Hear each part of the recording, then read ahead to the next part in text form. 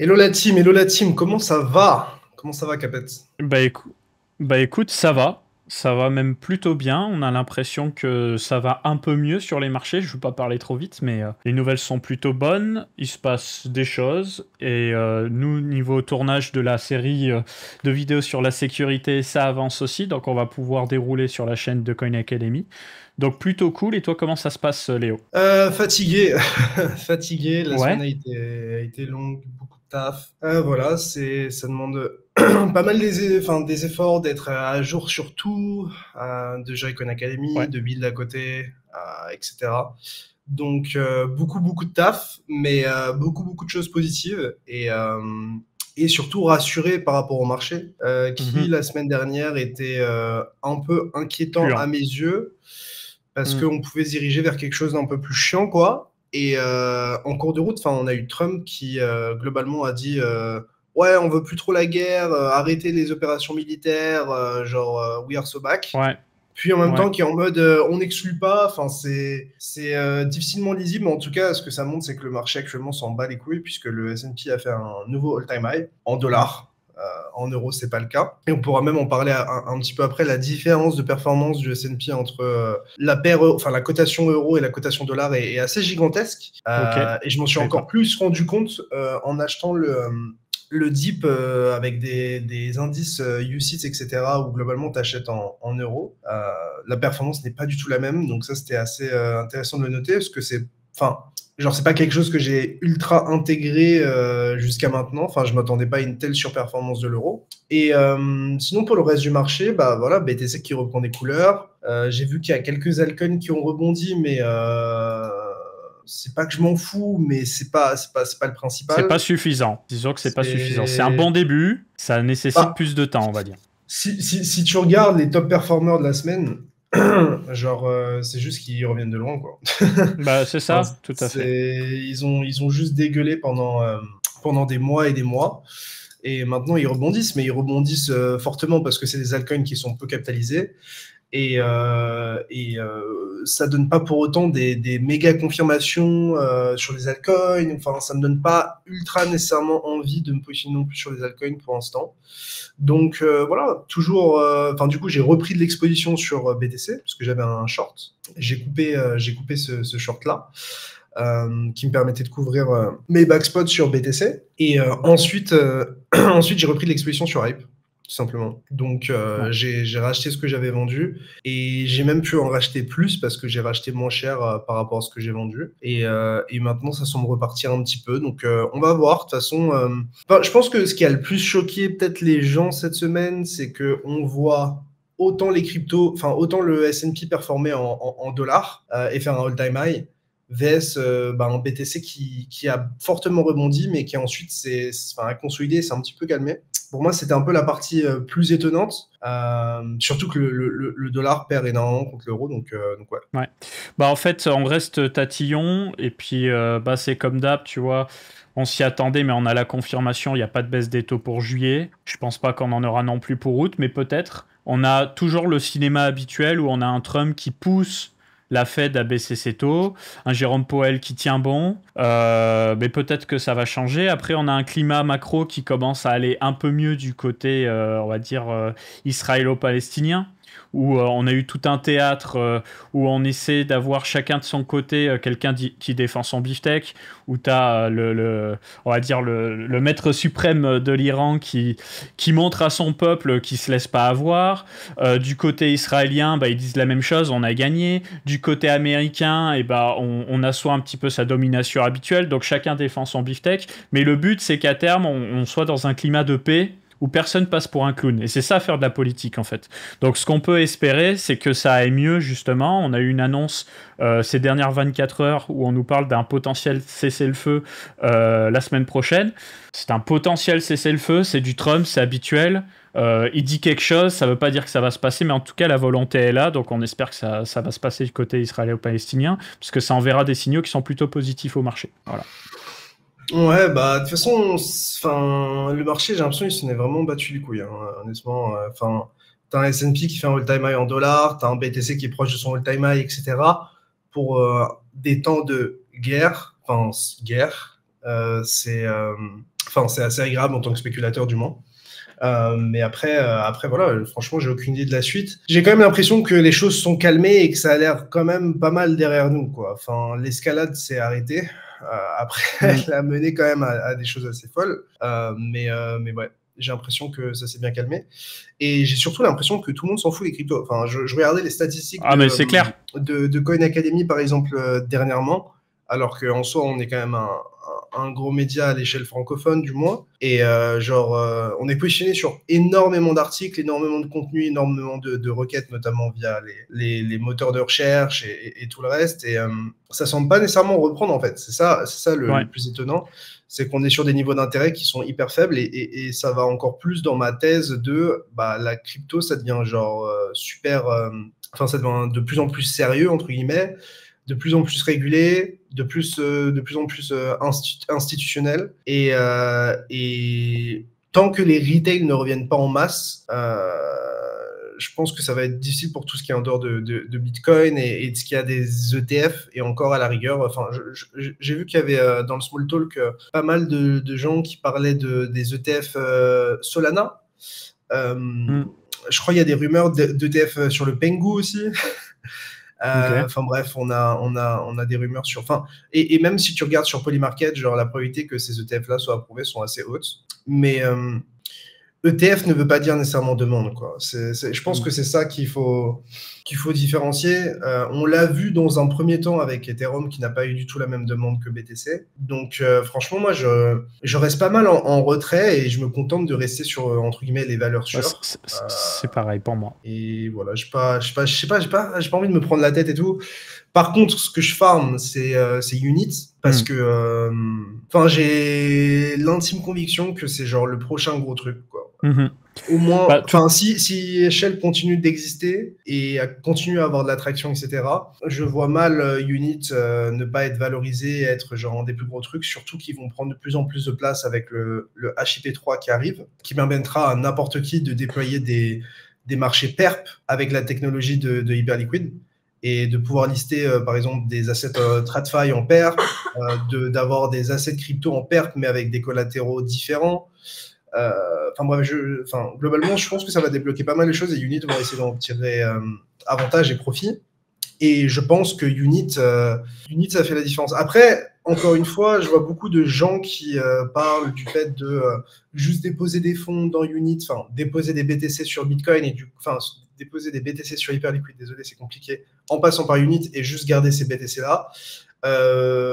Moi, ma perspective, elle est simple, c'est tout ce qui ne génère pas de frais pour Unit, ça va dégager. Donc, je crois que tu as des frais peut-être qui sont minimes sur les dépôts et retraits, mais c'est pas sur ça qu'ils font leur beurre. Leur beurre, ils le font quand les gens achètent et vendent, que ce soit en ordre limite ou en ordre market. Et si tu regardes sur Hyperliquid ce qui s'est passé avec le système de points qu'il y a eu, sachant que Unit n'a pas sorti de système de points ou quoi que ce soit, donc s'ils le sortent, par exemple, ça peut encore plus partir en couille, d'où l'intérêt de farmer pas mal en amont. Mais si tu regardes sur Hyperliquid ce qui s'est passé, c'est que tout ce qui te faisait gagner des points, globalement, c'est des choses qui amenaient les users ou qui t'amenaient toi à payer des frais. Et c'est la meilleure manière d'airdropper parce que, au final, tous les gens qui n'apportent pas de volume, ne payent pas de frais, etc., ont un peu une approche, un comportement qui a peu d'intérêt pour toi, tu vois. Parce que, en fait, s'il n'y a pas d'engagement économique et que tu payes pas pour le service, je vois pas comment tu pourrais capturer une partie significative d'un airdrop qui pourrait être valorisé énormément et sur lequel tu n'as pas forcément apporté énormément. Déposer et retirer sur Unit tes BTC ou tes ETH et tout, c'est cool, mais ça sert pas à grand chose au protocole. Ce qui compte, c'est qu'il y ait une interaction, et l'interaction, c'est l'achat ou la vente, quoi. Et et donc tu payes des frais. Et donc c'est pour ça que je vois plein de gens qui ont des petits wallets et qui se disent que faire des trucs où tu payes pas de frais, ça peut rapporter des points. Et ça peut en vrai, j'en sais rien, mais moi je pense que la probabilité est relativement faible et je pense que faut juste payer des frais à Unit pour espérer avoir l'airdrop. Et moi je pense qu'ils vont prendre une position encore plus importante par la suite, donc d'où le fait que je parle beaucoup d'Unit. Je sais pas, un airdrop, j'allais dire évident, c'est pas genre un airdrop que tu formes un peu comme les autres, j'aurais tendance à dire. C'est assez proche quand même de Hyperliquid, je pense, en termes de farming, mais ouais, donc voilà. Si jamais vous êtes actif en spot, soyez actifs en spot sur Unit au minimum. Et après, moi, j'essaye de faire un farming un peu plus poussé. Enfin, tu vois, je me dis pourquoi je dépenserais pas X en frais pour gagner X en airdrop, tu vois. Enfin, Ouais, en bien mode, sûr. est-ce que c'est pas dans mon intérêt de payer beaucoup de frais parce que j'estime que je vais me les faire rembourser avec l'airdrop. Alors après, c'est un pari, hein, et il faut avoir la bankroll, et il faut être capable de le faire, etc. Mais sur Hyperliquid, j'avais payé énormément de frais, et c'est pour ça aussi que j'avais pris un gros airdrop. C'est parce que j'avais été C'est très ça. actif et que j'avais payé vraiment énormément de frais parce que j'avais été énormément actif, que j'avais fait énormément de volume, etc. Donc, est-ce qu'on va faire le bis repetita? Je sais pas. Attends, qu'est-ce qu'il raconte ton système micro-mi? Je comprends pas ce qu'il raconte dans le chat. Tu m'entends bien? Il n'y a pas de problème de micro? Non, il n'y a aucun souci. Aucun souci. Non, bon, ok, super. Bah moi, j'ai fait un petit tweet cette semaine que vous avez peut-être vu passer, où je pense que les gens sont un peu déprimés de ce marché parce que habitués à investir dans les alts, à voir des choses qui se passent, etc. En fait, la réalité, c'est que en ce moment, il y a vraiment ce goût de manque d'innovation. C'est pas la première fois qu'on en parle, mais là, c'est vrai que c'est assez flagrant où en fait, il se passe que des trucs en DeFi. Et j'inclus dans la DeFi les DEX perp évidemment. Donc, moi, personnellement, ce que je fais, c'est qu'en ce moment, je lis beaucoup de rapports pour essayer de me projeter, tu vois, de regarder du Messari, Binance Research, The Block, toutes sortes de rapports pour essayer de comprendre, en fait, ce que vont faire les infras. Pour en citer une, Solana. Tu vois, Solana, il pousse beaucoup le côté d'épine parce qu'il pense que Solana peut devenir vraiment le L1 qui va accueillir des usages dans le monde réel et pas que des usages financiers. Donc ça les empêche pas de ne pas s'intéresser aux financiers, tu vois. Il y a Jupiter, il y a Pump. D'ailleurs, il y a Jupiter qui va sortir Jupiter Studio, qui va être un concurrent de Pump Fun. Mais ce que je veux dire par là, c'est que je pense que Solana va essayer de viser des business un peu Web 2 et permettre des business Web 2 avec tous les avantages de la décentralisation. Donc moi, c'est ça que je vise. Mis à part ça, je suis comme toi, c'est-à-dire que les altcoins, tu regardes la TL Twitter, de toute façon les gens ils s'occupent avec quoi? Avec du farming d'airdrop, des collections de NFT, tu vois, des Megalios sur MegaETH et compagnie, et c'est tout en fait, c'est assez naze en fait, c'est pas très intéressant. Donc c'est pour ça que je préfère me concentrer sur des trucs liés à l'IA, au dépine, et si je vois des belles opportunités, j'irai, s'il n'y a pas de belles opportunités, j'y vais pas. Tu vois, par exemple, t'as Pipe Network qui, je termine simplement, t'as Pipe Network qui sort son jeton bientôt sur CoinList avec 250 millions de FDV. Ça va être un peu comme Média à l'époque, tu te souviens du bon vieux Média, CDN décentralisé, sauf que là c'est poussé par Multicoin Capital et compagnie. Donc à voir l'utilité du jeton, la répartition du jeton, et est-ce que la valorisation elle est encore trop élevée? Très probablement, tu vois, mais c'est ce qu'il faut surveiller. En fait, je vais dire un truc, ça va sonner genre hyper arrogant ou hyper sûr de soi, alors que ça l'est pas, mais c'est ma conviction personnelle. C'est que, en fait, pour moi, tout ce qui est en dehors de Hyperliquid, je m'en bats les couilles. Enfin, j'en arrive à un point où, genre, si t'as un truc qui est valorisé, genre 40 milliards, genre, la probabilité que t'aies, genre, une crypto qui sorte, genre, dans cet écosystème et qui valent plus d'1 milliard, elle est bien plus élevée que, genre, des écosystèmes qui valent, genre, 2-3 milliards et sur lesquels il y a des jetons qui sortent, en plus du fait que, bah, genre, c'est là où tout se passe et que c'est là où il y a les plus grosses métriques. Donc, pour moi, farmer genre autre chose que Hyperliquid et l'écosystème Hyperliquid, personnellement, je pense que, mis à part quelques trucs un peu différents, genre Plasma, Mega ETH, etc., où je vois des opportunités, mais mis à part ça, je pense que tout le reste ne... En fait, c'est pas que tout le reste n'est pas intéressant. Évidemment, le reste est intéressant. Mais je pense que ce sera moins rémunérateur que le temps que je passe sur Hyperliquid, en fait. Y a enfin, je voulais répondre enfin, j'aimerais bien répondre un peu avec le chat pour qu'on parle un petit peu et tout. On peut faire une Ouais, émission on peut l'afficher si tu veux. Ouais, on peut l'afficher, ouais. Hop. Voilà. Alors, il y a quelqu'un qui disait, Pixou, tu penses quoi de l'idée d'un airdrop? C'est une sorte d'investissement en seed, mais avec un possible edge sur les autres. Bah, en fait, maintenant, en soi, tu vois, c'est exactement ce que j'expliquais avant. Je disais, ça m'étonnerait que des gens aient des tokens Unit ou reçoivent un airdrop Unit s'ils ne payent pas de frais. Bah, en fait, c'est comme si tu payais un investissement. Enfin, c'est comme si tu réalisais un investissement. Bon, après, il n'y a pas l'incertitude. Parce que voilà, mais qu'on soit bien d'accord, tous les systèmes de points aujourd'hui, c'est des ICO cachés, à mon sens. Parce que les gens qui vont utiliser ton produit, ils vont payer des frais, ce qui va te permettre de réaliser des revenus. Et donc, c'est comme si tu levais de l'argent, et en échange, tu leur donnes des tokens. Donc, en fait, c'est comme si tu levais de l'argent en soi. genre ce système de points. Alors évidemment, tout le monde s'en bat les couilles sur les produits qui n'ont peu de sens et qui ont peu de traction, etc. Mais en soi, pour moi, les systèmes de points, c'est ça. Donc, je suis totalement d'accord avec ce que dit Soleil dans le chat. Il y a quelqu'un qui dit un intérêt de farmer des protocoles hype avec seulement 3 chiffres où il faut un gros capital pour que c'est un intérêt. Bah, en fait, si tu regardes sur Hyperliquid, c'était proportionnel. Donc, en fait, évidemment, genre, tu peux pas avoir un aussi gros airdrop qu'un mec qui met genre 10, 20, 50 ou 100 millions sur la chaîne et qui est hyper actif. Enfin, c'est irréaliste, tu vois.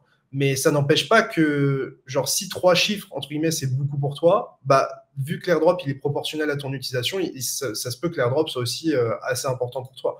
Encore une fois, là, je parle avec mes convictions, c'est pas des certitudes, ça se trouve, j'ai faux sur toute la ligne, qu'on soit bien d'accord. Mais voilà. Salut, je comprends pas trop la valeur ajoutée de Unit.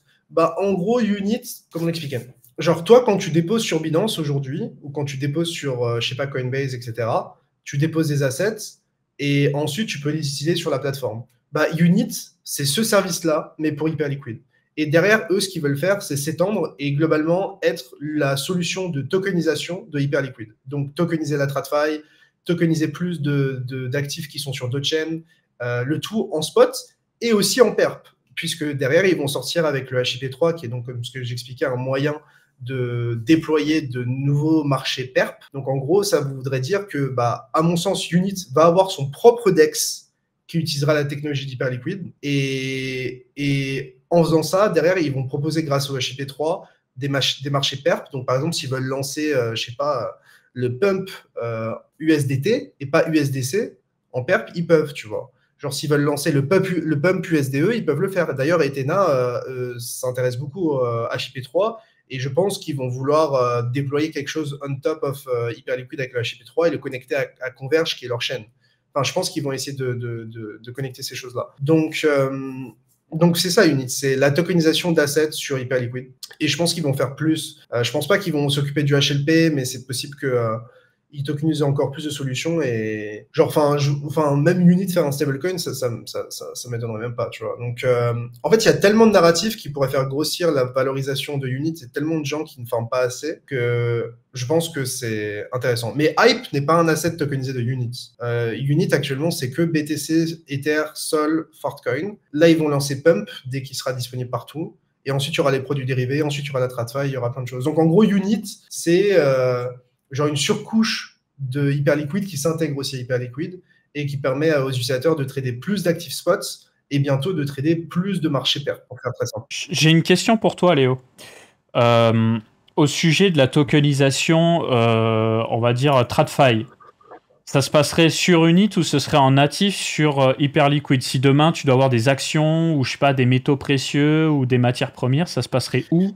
Par quel biais? En fait, tu dis est-ce que ce serait sur Unit ou en natif sur Hyperliquid? Bah, Unit sont intégrés nativement sur Hyperliquid actuellement. Donc oui. Moi, ma perception de la chose. Mais c'est pas Hyperliquid à proprement parler, tu vois ce que je veux dire? C'est pas Hyperliquid, mais c'est je vais orienter. Et les marchés spots, ils sont rename parce qu'en fait, en gros, Unit ont racheté le ticker UBTC, UETH, USOL, UFART, mais Hyperliquid les affiche comme BTC, ETH, SOL et FART. Tu vois, donc à quel point ils sont entremêlés. Donc je pense que, moi, ma perception de la chose, si jamais il devait y avoir de la TradFi, c'est que Hyperliquid, ils vont externaliser les problèmes sur Unit. Et en fait, en gros, je pense que soit Unit va tokeniser des actifs de la TradFi eux-mêmes, soit ils vont utiliser un prestataire. Et ensuite, ils vont les rendre tradables sur Hyperliquid. Et peut-être qu'il y aura une solution de KYC que tu devras passer par Unit. Et si tu as KYC sur Unit, tu peux trader certains actifs sur Hyperliquid à partir de ça, tu vois. Mais du coup, ça permettrait à Hyperliquid de ne pas activer de KYC.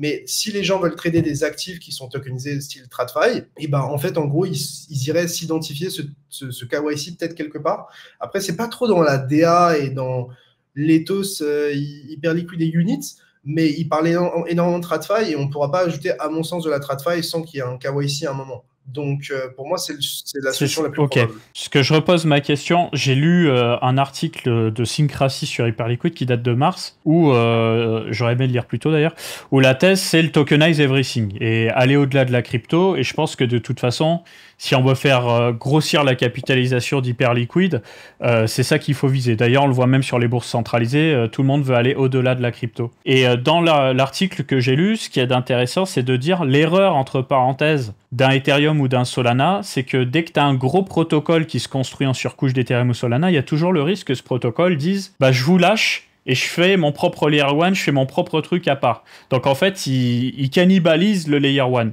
Tandis qu'Hyperliquid, t'as pas ça aujourd'hui, parce que c'est tout imbriqué. L'hyper EVM, Hypercore et Unit. Et c'est pour ça que je te posais la question. T'as pas de risque Unit, ni qu'Hyperliquid, entre parenthèses. Alors moi, je te le dis très clairement, j'ai des informations. Je sais pas si elles sont vraies, enfin, elles sont difficilement vérifiables, mais, enfin, je crois.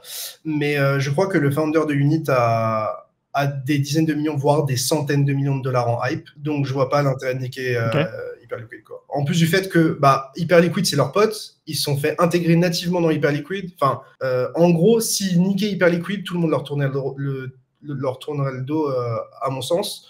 Et l'équipe HL aussi. Et, enfin, je vois aucun monde où ils le font. Enfin, ça me paraît... Mais ça n'empêchera pas Unit de scale, tu vois, et de s'étendre, et peut-être de distribuer ces assets-là sur d'autres chaînes, EVM, etc. Mais ils sont pas... Enfin, ils sont proches.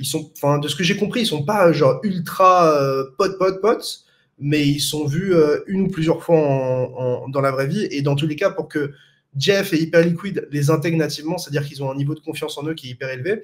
D'ailleurs, si tu regardes bien, c'est une des raisons de pourquoi Unit baisera jamais à Hyperliquid à mon sens, c'est que dans le système de Guardians qui sécurise Unit et les assets qui sont sur Unit, je crois je sais plus si c'est 1 sur 3 ou 1 sur 5, une des clés, elle est détenue par Hyperliquid. Donc en gros, c'est pour te montrer à quel point ils sont cul et chemise, tu vois. Genre, ils sont vraiment très très très proches. Les gars, il y a des gens qui me disent c'est trop sûr de toi, mais enfin, c'est peut-être parce que je parle avec ces gens-là que je suis un peu plus sûr de moi, mais ça aide, quoi. Ok, c'est intéressant parce que retenez bien ce que je vous ai dit, c'est vraiment quelque chose que j'avais pas percuté avant cette semaine, c'est que Hyperliquid, pour le moment, c'est tout un écosystème, parce que t'as le Layer 1, t'as l'application, et t'as pas 15 000 applications qui se construisent en surcouche d'Hyperliquid, qui commencent à prendre de l'attraction et voler la vedette d'Hyperliquid, comme ça peut être le cas sur Solana, avec PumpFun par exemple, tu vois, ou même Jupiter qui va faire sa propre chaîne. C'est quelque chose à éviter absolument. Et pareil sur Ethereum, tu vois, tous ces Layer 2, ils extractent le Layer 1 à tel point que là, ils repriorisent sur le Layer 1 Ethereum. Mais après, si tu regardes, en gros, Hyperliquid, ils ont un peu cette approche, ils ont une approche, ils gardent la main sur plein de choses et ils prennent des bonnes décisions pour l'écosystème, mais tu peux aussi argumenter que, genre, ils ont un peu ouvert les portes du royaume en intégrant Unit nativement, tu vois. Parce qu'en fait, ils auraient pu le faire eux-mêmes. En gros, ce que ça veut dire, c'est que peut-être qu'ils n'avaient pas le temps, ou peut-être qu'ils n'avaient pas envie de faire tout eux-mêmes et qu'un écosystème se développe autour de ça, tu vois. Et parce qu'en fait, en gros, concrètement, ce que ça veut dire, c'est que 50% des frais que, je crois que c'est ça, hein, mais 50% des frais que vous payez sur les paires BTC, USDC, ETH, USDC, Sol USDC, Fartcoin USDC en spot sur HL, vont direct à Unit. Donc en gros, c'est un énorme manque à gagner pour Hyperliquid. Donc, déjà, Hyperliquid ont fait cette fleur à Unit, de les mettre dans une position genre imbattable. Et en fait, c'est pour ça que je suis aussi bullish sur Unit. Et qu'il faut bien comprendre, c'est que vu qu'ils sont intégrés nativement et qu'ils sont cul et chemise avec Hyperliquid, à mon sens, ils ont zéro menace. C'est-à-dire qu'en gros, il n'y a personne qui pourra venir les chercher. Quand tu as une application qui est aussi pote et aussi intégrée avec le L1, et l'application centrale, je les vois mal se faire concurrencer, et du coup, je les vois aussi se faire ultra valoriser, parce que si tu as moins de concurrence, du coup, tu as moins de danger, du coup, tu as moins d'incertitude, du coup, tu as plus de valeur. Enfin, à mon sens, c'est comme ça que je perçois. Ouais, je comprends. C'est intéressant. Alors, j'ai une autre question, puisque tu connais bien cet écosystème. Aujourd'hui, bon, il y a Felix et son propre stablecoin. Quelle est la proximité entre Felix et Hyperliquid à ce stade? Entre Felix et Hyperliquid tu veux dire entre les deux teams? Ouais, en fait, c'est plutôt, tu vois, t'as pas de vrai stablecoin natif sur Hyperliquid. Ils dépendent d'Arbitrum pour l'USDC, de ce que je comprends. Et après, ils ont pas, genre, un stablecoin Hyperliquid. Ouais, mais est-ce que Avalanche a son stablecoin? Est-ce que Ethereum a son stablecoin? Bah, c'est l'USDC. USDC, Oui, mais ils n'ont pas créé le leur, tu vois, ces chaînes-là. Mais en bien sûr. En gros, le gros problème de Hyperliquid actuellement, c'est que Mais Binance a le leur. BUSD. Ouais, que personne n'utilise du coup. Mais en gros, le gros problème d'Hyperliquid, c'est qu'il y a 3 ou 4 milliards d'USDC sur HL. Et en gros, il te donne 0 yield et Circle ne donne aucun soutien. Je sais pas s'il y a des conflits d'intérêts, je sais pas si c'est à cause de la régulation, je sais pas. Mais du coup, t'as pas d'USDC sur l'HyperVM, ce qui crée d'énormes problèmes. Et du coup, en fait, c'est pour ça qu'avec le HIP3, en fait, tu pourras avoir d'autres marchés avec d'autres collatéraux. Donc, par exemple, tu pourras avoir du BTC USDT en perp, tu pourras avoir du Sol USDT en perp, etc. Donc, en fait, je pense que ça va ouvrir un peu le champ des possibles d'un point de vue stablecoin. Comme je disais, du BTC USDE, c'est même possible si Ethena, je sais pas, se bloque dessus. Mais en gros, l'USDT, c'est un peu le talon d'Achille d'HL parce que Circle, globalement, n'ont jamais offert de l'USDC natif sur Hyperliquid et du coup, encore moins sur l'HyperEVM. Et du coup, tout ça, ça empêche d'interconnecter parfaitement Hypercore et HyperEVM. Et du coup, aujourd'hui, il y a l'USDT 0, il y a le USDHL qui est le stablecoin de Felix, le FUSD aussi dans un autre registre aussi de Felix, tu as le USDXL, enfin, genre tu as plein de trucs, mais en gros, le plus et l'USDE, et les deux plus sérieux hors USDC, c'est USDHL, enfin les trois, USDTHL, USDHL, USDT et USDE, en gros. Et du coup, celui qui a le plus de potentiel, je pense, c'est l'USDT. Mais l'USDHL de Felix, c'est très intéressant parce qu'en gros, il redonne 100% du yield qu'ils obtiennent avec les T-bills, donc en mettant de l'argent chez les Américains, aux gens qui apportent de la liquidité et qui font du volume sur Hypercore et HyperEVM. Donc ça, c'est extrêmement intéressant. Et du coup, il y a des gens qui me disent comment tu farmes units à part détenir des UBTC et ETH. Alors pour moi, détenir, ça sert pas à grand chose, mais vous avez des solutions de delta neutrales comme Harmonix, comme Liminal, comme Perflow qui sont assez intéressantes et qui vous permettent d'avoir de rester flat, donc de pas avoir d'exposition au marché, d'obtenir un rendement et de trader ses actifs automatiquement. Et sinon, juste faire des actions manuelles régulièrement. Mais moi, mon objectif, c'est de payer énormément de fees dans les prochaines semaines, genre vraiment énormément, pour faire du volume sur Unit et pour maxer l'airdrop en fait. Enfin, moi c'est enfin, s'il y a pas un autre truc que je farm actuellement quasiment. Enfin, Hyperlane, je farm plus. Il y a quelqu'un qui dit Liminal, il y a 0 volume, j'ai use avec leur strat avec Hype. Mais en fait, dans tous les cas, Hype, ça farm pas Unit. Hype, ça farm pas Unit. Donc ça comptera pas si jamais tu fais ça. Comment tu maximises le fait de payer des fees? Après, t'es pas obligé de payer full fees en étant toujours en market buy ou market sell. Tu peux aussi faire des ordre limits. Donc, tu fais le même volume, mais tu payes beaucoup moins cher. Puisqu'en ordre limite, tu payes beaucoup moins cher, tout simplement. Vous avez les fees qui sont affichés sur HL. Les gens qui disent déposer et retirer tout le temps. Moi, je dirais que de base, tout votre trading spot, BTC, Sol, Ether, Partcoin, si jamais il y a des gens qui s'aventurent sur ça, moi, je le passerai directement sur Hyperliquid et via Units. Si jamais c'est dans vos habitudes, faites-le directement. Donc, déjà, ça vous fait potentiellement un airdrop potentiel comme ça, genre sans changer vos habitudes et en payant moins de frais en plus sur Hyperliquid. Et après, pour ceux qui veulent le faire de manière plus intense, les solutions de delta neutrale ou juste y aller comme un bourrin à la main en ordre limite ou en ordre market pour faire du volume, quoi. Dans l'objectif de perdre le moins de frais, quoi. Enfin, le moins d'argent, quoi. Donc, question, quand tu déposes de l'USDC sur Hyperliquid, t'achètes en spot du sol, potentiellement, tu joues le jeu d'Unit. Ouais, par exemple.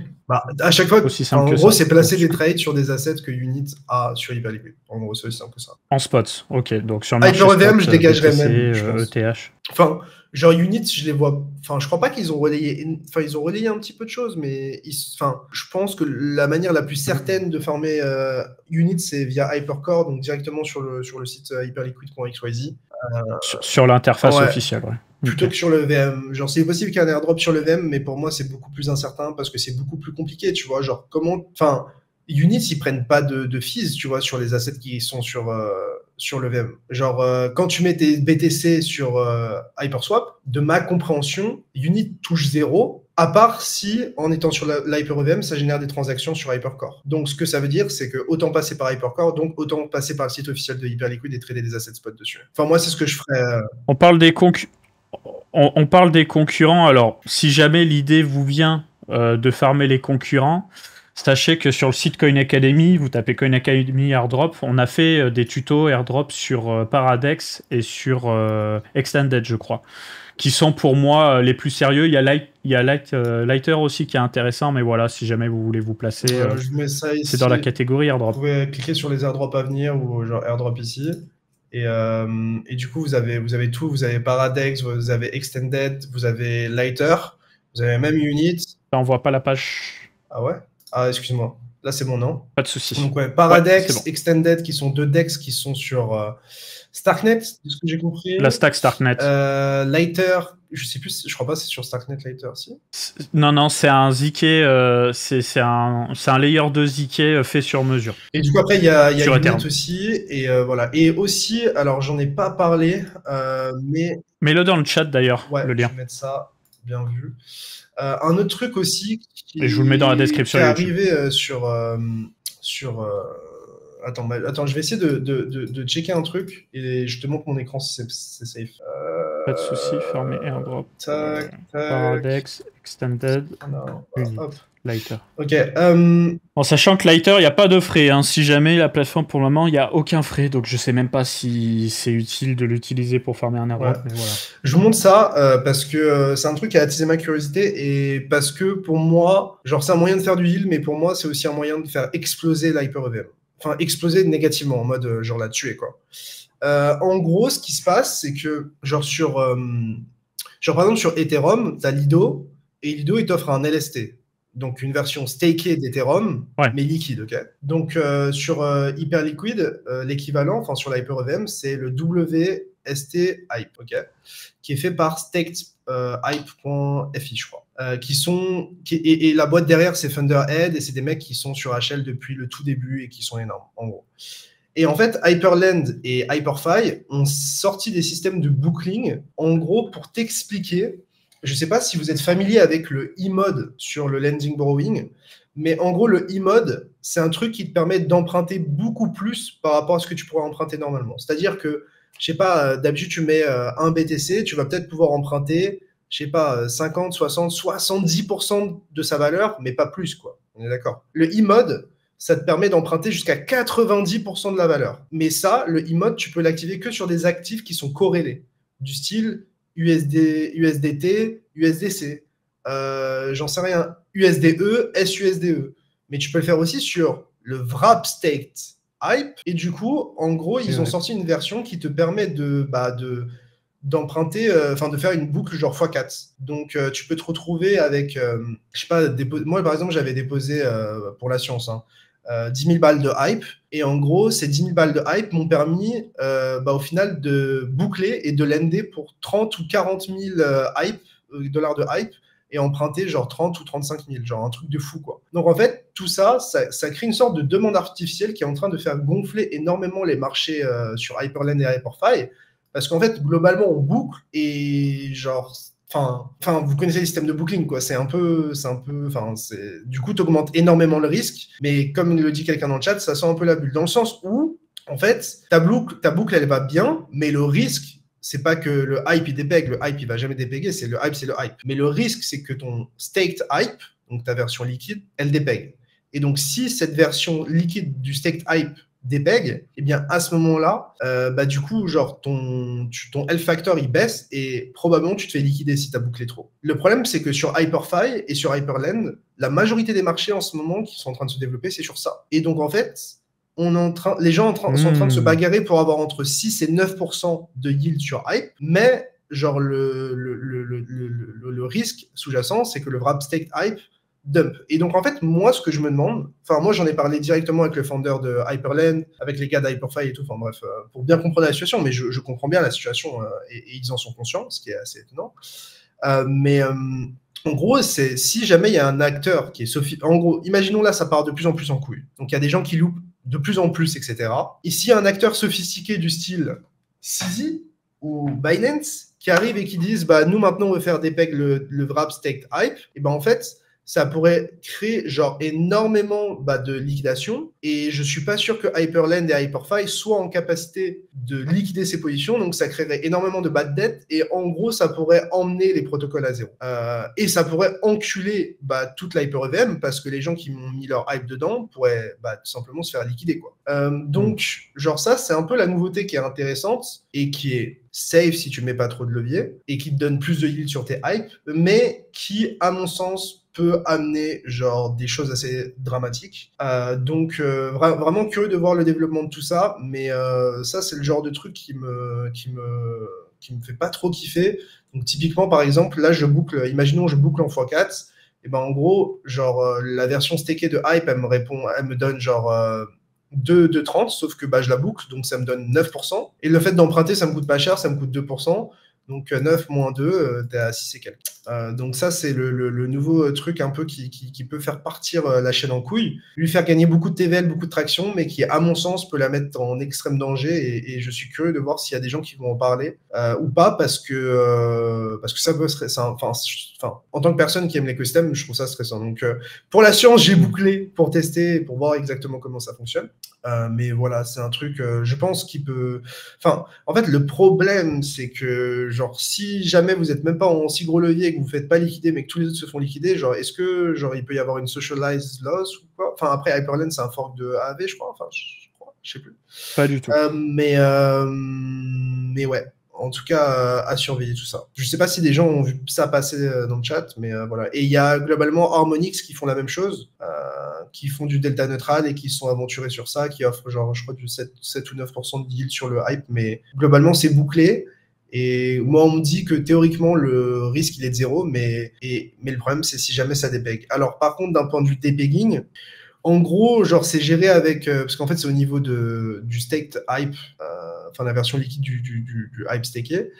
En gros, il y a un système d'oracle et de redemption rates par rapport au mint rate, enfin bref, tous ces trucs-là. Donc, en gros, genre, si ça dépeg, genre 5 secondes ou genre 3 minutes, je crois ça va. Mais genre, si c'est un dépeg qui arrive à résister autant, c'est le moment où tu baisses tout le monde, quoi. En gros, c'est time weighted. C'est un peu technique, désolé les gars, mais... Est-ce que tu veux enchaîner sur la partie actu de manière succincte, avoir la partie technique? Ouais, moi j'étais chaud de parler encore un peu avec le chat. Je sais pas si vous avez des questions, on va vous remettre ici. Si jamais vous avez des questions, les potes, c'est le moment. Je pense que c'est bien aussi de faire une masterclass plus interactive, vu que ça a été un peu plus calme cette semaine, je suppose. C'est vrai. Bon, il s'est passé des trucs, mais c'est la veille habituelle. Il s'est pas passé des folies dans tous les sens. On a les petites news habituelles. Par contre, il y a le THCC qui arrive d'ici quelques jours, et je pense qu'il peut y avoir des trucs intéressants autour de l'écosystème Ethereum qui vont arriver. Picsou, pour toi, la plus grosse menace de HL, c'est CZ, ouais, clairement. Je pense qu'il l'a dit ouvertement. Il a déjà essayé de les baiser avec Jelly, donc pourquoi il les baiserait pas, enfin pourquoi il essaierait pas de les baiser avec un autre truc. Tu buy et sell tes tokens directement sur HL. Tu parles de Unit ou pas? Mais oui, moi j'utilise quasiment que HL maintenant. Parce que t'as même pas besoin de te KYC, tu payes moins de frais, tu fermes des airdrops, enfin c'est ultra liquide. Je me permets de répondre à C, puisque c'est vrai que C, il performe bien ces temps-ci. En fait, c'est le train-train habituel en crypto-monnaie. C'est que dès que tu as un concurrent, entre parenthèses, d'Ethereum EVM qui sort du lot, les gens ont tendance à FOMO. Et C est sur le papier, avec Monad, le plus gros prétendant en EVM. Un avis sur C, moi je dirais que j'ai du mal en fait. J'ai du mal. Après, je peux me tromper, hein. Mais si tu veux, c'est un de ces protocoles où sur du court terme, c'est très appétissant parce qu'ils annoncent des performances de fou. Mais les performances sur le papier, c'est bien, mais il faut l'écosystème en face. Mais il se passe rien dessus. Qui utilise C? Il y a de la TVL qui monte, mais moi, je ne vois absolument personne dans ma TL parler de C, farmer du C, vouloir build sur C. Il n'y a rien. Un peu comme Sui, tu vois. Sui, le prix, il monte. Il a monté pendant très longtemps. Mais je suis pas capable de t'expliquer qu'est-ce qui s'est passé de fou sur Sui, à part Cetus. Et après, il y a eu le hack Cetus et c'est parti à la cave. Bah, c'est pareil, tu vois, pour moi. Tu peux mettre une petite piécette parce que tu dis, voilà, pourquoi pas. Mais moi, j'aurais du mal à sizer sur un projet comme ça parce que, tu vois, à la limite, Monad n'est pas sorti, mais Monad, il y a une bête de communauté, les jeux, ils sont hyper hypés et tout. C'est déjà sorti. Ils ont déjà fait une chaîne sur Cosmos. Après, ils ont commencé à vouloir mettre la machine virtuelle Solana dessus. Après, ils ont parlé plus de VM et tout. Mais ça n'a pas pris, tu vois. Donc, pourquoi ça prendrait spécifiquement à partir de maintenant? C'est pas une Je sais critique pas. de la tech, encore une fois, mais on répond aussi en tant que spéculateur. Enfin, corrige-moi, mais je pense que c'est un peu le Non, mais message. c'est ça. Mais regarde, je vais prendre un autre exemple. Polygon. Polygon, ils ont eu un méga buzz en 2021, tu vois. C'était un Ethereum killer qui ne se vendait pas comme un Ethereum killer parce qu'il s'autoproclamait Layer 2. Mais au final, c'était une sidechain, tu vois. C'était même pas un Layer 2 à la base. Polygon a eu son buzz. Polygon a tiré la couverture sur eux. Ensuite, il y a eu le narratif des Layer 2. Ils ont sorti la ZK EVM. Perte de buzz totale. Tu vois, plus personne donnait l'heure à Polygon. Et aujourd'hui, parce qu'ils sont en perte de buzz totale, ils redeviennent un Layer 1. Enfin, dans leur communication, ils veulent repousser le Layer 1, améliorer la tech. Et c'est exactement pareil que c'est. Ou pareil que NIR. C'est des projets, ils sont en perte de vitesse. Ils ont une trésorerie de dingue. Donc, ils essaient de nous appâter avec une tech pour faire monter le token. Mais face à ça, je vois pas d'activité on-chain particulière, en fait. Donc, je suis assez réticent, personnellement. J'essaie de regarder les autres questions dans le chat. Donc, il y a quelqu'un qui me dit HL Season... Enfin, HL2, qu'est-ce que je veux dire par HL2? La prochaine airdrop, c'est Liminal plus Unit pour toi. Bah, je pense que genre former Unit avec Liminal, ça peut être une bonne option. Après, il y a aussi, comme j'expliquais, Harmonix et tout. Harmonix per flow à la main, c'est vraiment pas mal. Mais moi, je teste tout en même temps et tout ce qui me permet de farmer Unit, je le fais. T'en penses quoi des gros montants d'unstaking d'hype? Je sais pas si t'as vu. Je suis pas trop check, mais en général, quand le prix pump, les gens unstake pour vendre. Mais tant que c'est absorbé et que le prix va bien, je me pose pas trop de questions pour l'instant. Après, c'est vrai que ça peut être bien pour timer, surveiller les trucs, s'il y a vraiment des unlocks qui sont énormissimes, mais ouais. Je mets la cam. Et encore une fois, alors il y a quelqu'un qui me dit on peut te contacter comment? J'ai des renseignements à te demander. Bah, tu peux m'envoyer un message sur Twitter. Je suis pas sûr de répondre honnêtement, mais c'est probablement le plus simple. Tu le tweets en public, de toute façon, ouais. Oui, non, mais si la question, ouais, il peut me répondre en public sous un tweet aussi, ouais. Parce qu'en DM, tu auras peut-être moins de chances de répondre qu'en public, en vrai, non? Ouais, les DM, c'est une dinguerie. Je regarde les autres questions dans le chat. Ça me demande un avis sur Peur. Moi, j'y touche pas du tout. Mais après, c'est le premier token sorti par l'équipe HL, donc peut-être que ça va se réveiller à un moment où il y aura une cabale qui se mettra dessus, mais je n'ai pas de position dessus. Liquid Launch, tu connais, ouais, mais j'ai pas encore utilisé ni trop regardé. Mais j'ai vu qu'ils ont sorti Liquid Swap, qui est un agrégateur et qui est utilisé notamment quand tu veux déposer et utiliser Hyperland. Moi, quand j'ai fait la boucle là sur Hyperland pour tester juste pour la science, ça m'a fait passer par Liquid Swap. Donc maintenant, il y a des agrégateurs pour avoir la meilleure liquidité sur l'HyperEVM et tout. Oui, on voit les messages sur YouTube, bien sûr. Et pour la partie unit, encore une fois, voilà, genre juste, moi, c'est ma conviction. Ça se trouve, vous allez farmer, rien à voir. Ça se trouve, ils vont pas sortir token. Après, ils ont sorti un ticker. Ils veulent faire des gros trucs. Je suppose qu'ils veulent faire de l'argent. Donc, je pense qu'ils sortiront probablement un token tôt ou tard. Tu déposes pas de fiat sur Hyperunit, tu déposes en USDC sur Hyperliquid pour trader des assets de Unit, ou sinon tu déposes directement des assets qui sont créés par Unit, genre tu peux déposer du Bitcoin sur Hyperliquid via Unit, tu peux déposer de l'Ethereum sur Hyperliquid via Unit. C'est dans les options de dépôt et de retrait de Hyperliquid nativement. Un avis sur le farm de Lighter, étant donné que le protocole ne génère pas de fees sauf sur liquidation. Lighter, j'ai vu qu'il y avait beaucoup de gens qui se positionnaient dessus, etc. Et en vrai, peut-être que ça va avoir de l'attraction, je sais pas, mais les fees sont pas activées, donc pour moi, ça vaut rien. En gros. Ouais, je suis mitigé. Enfin, c'est pas que ça vaut rien, mais c'est que genre, tu peux pas savoir ce qui est du wash trading. Enfin, qu'est-ce qui m'empêche de créer un bot qui fait du wash trading constamment sur Lighter pour farmer les pots, mais à ce moment-là, genre, ça a aucune valeur. S'il y a n'importe qui peut se plug et faire du volume à l'infini sans fees, enfin, peut-être que je comprends pas certaines choses, mais ouais. Analyse technique ou pas aujourd'hui? Ouais. Pas tout de suite, mais un petit peu après, ouais. Tu sais s'ils ont levé Unit? Moi, de ce que je sais, ils ont pas levé. Après, j'ai vu, il y avait des rumeurs par rapport à Paradigm et tout, mais pour moi, ça ressemble pas trop à Unit de faire ça. Je pense pas qu'ils le feront. Est-ce que en faisant du trading en collatéral, on participe au drop HL SVP? Tu veux dire quoi du trading en collatéral? En perp, tu veux dire? Sur les dérivés? En perp, je pense, ouais. Pour moi, en vrai, utiliser Hyperliquid aujourd'hui, je pense pas que ça te garantit un airdrop, mais si un airdrop, genre, je pense que tu manges un peu. Après, maintenant, il y a tellement plus de gens que tu te fais diluer, quoi. Mais moi, je continue à trader sur Hyperliquid parce que le produit est bon et par loyauté et parce qu'il peut y avoir aussi un airdrop. Donc, autant. Enfin, dans tous les cas, les frais sont moins chers sur Hyperliquid et c'est aussi liquide que sur les autres venues quasiment. Donc, autant t'essayer sur Hyperliquid. J'ai transformé le live, je suis désolé. Bon, vas-y, on arrête avec ça. Je te laisse passer à l'actu. Pas de souci, frérot. Pas de souci. De toute façon, je comprends bien l'engouement pour Hyperliquid parce que c'est à peu près le seul endroit où il se passe des trucs en ce moment. Donc, bon. Moi, tu connais, hein, je regarde ce qui se passe à gauche, à droite. C'est une partie de mon boulot, mais c'est vrai que je suis beaucoup plus en retrait, tout simplement parce que j'aime pas ce que je vois. Je vois un petit peu d'optimisme. Hein. Je sais pas si on voit mon écran. On voit. Ouais, parfait. On a de l'optimisme, hein. On a quelques alts qui rebondissent, on a un peu de meme, on a un peu de DeFi et tout, mais comme tu l'as dit plus tôt, et je suis d'accord avec toi, c'est parce qu'on revient de loin. On s'est tellement pété la gueule qu'à des exceptions près, bah, c'est juste qu'on a des rebonds, mais ça reste minable. Sur Sei, si tu regardes, c'est genre un rebond, mais après avoir pris un moins 90%. Clairement. Mais après, c'est ça. Après, le graphique weekly, sympa. Il y a quelqu'un qui disait à l'époque des W weekly, c'était sympa, mais c'est exactement ce qu'on vient de faire sur Sei. Donc, ouais. Mais c'est pas le seul, hein, d'ailleurs. Hein. Il y a quelques alts comme ça. Si vous voulez, vous pouvez aller sur CoinGecko. D'ailleurs, vous pouvez vous mettre en top 300. Aussi, pour le délire, je le fais jamais, mais en ce moment, je regarde un peu Crypto Bubble. Tu peux te mettre en filtre semaine, tu regardes un peu ce qui se passe, et regarde, là, tu vois que du vert, donc tu te dis, we are so back, on est reparti, puis tu te mets en monthly, et puis là, tu te fais calmer tout de suite. Donc c'est juste qu'on était descendu tellement bas jusqu'à la semaine dernière que là, on a un petit rebond technique. Mais le top 100, le top 100 mensuel, je suis curieux de voir ce que ça donne. Mensuel, c'est rouge. Hein. Mais on a quand même des players. On a quand même des players, tu vois. En DeFi, on a du Syrup, on a du Sky, on a du Aero, on a du Maker, on a du Uni. Donc beaucoup de DeFi parce que justement, il y a ce narratif des revenus, le fameux token holder revenue dont je vous parle souvent là. Quand tu vas sur DeFi Llama, hop, il y a ce narratif des revenus. Du coup, les gens se placent en se disant, voilà, ça fait croquer.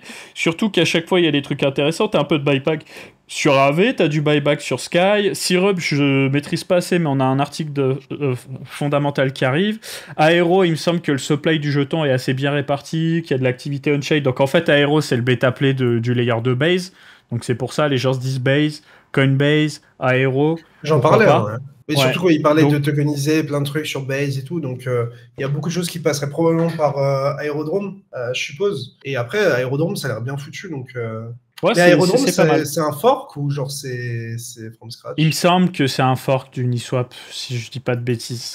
Il me semble. Et en fait, c'est chiant parce que tu vois, moi, la DeFi, c'est limite ce qui m'intéresse le moins. Et c'est pourtant ce qui marche le plus sur ce marché. Et toute la partie infra, ça prend pas.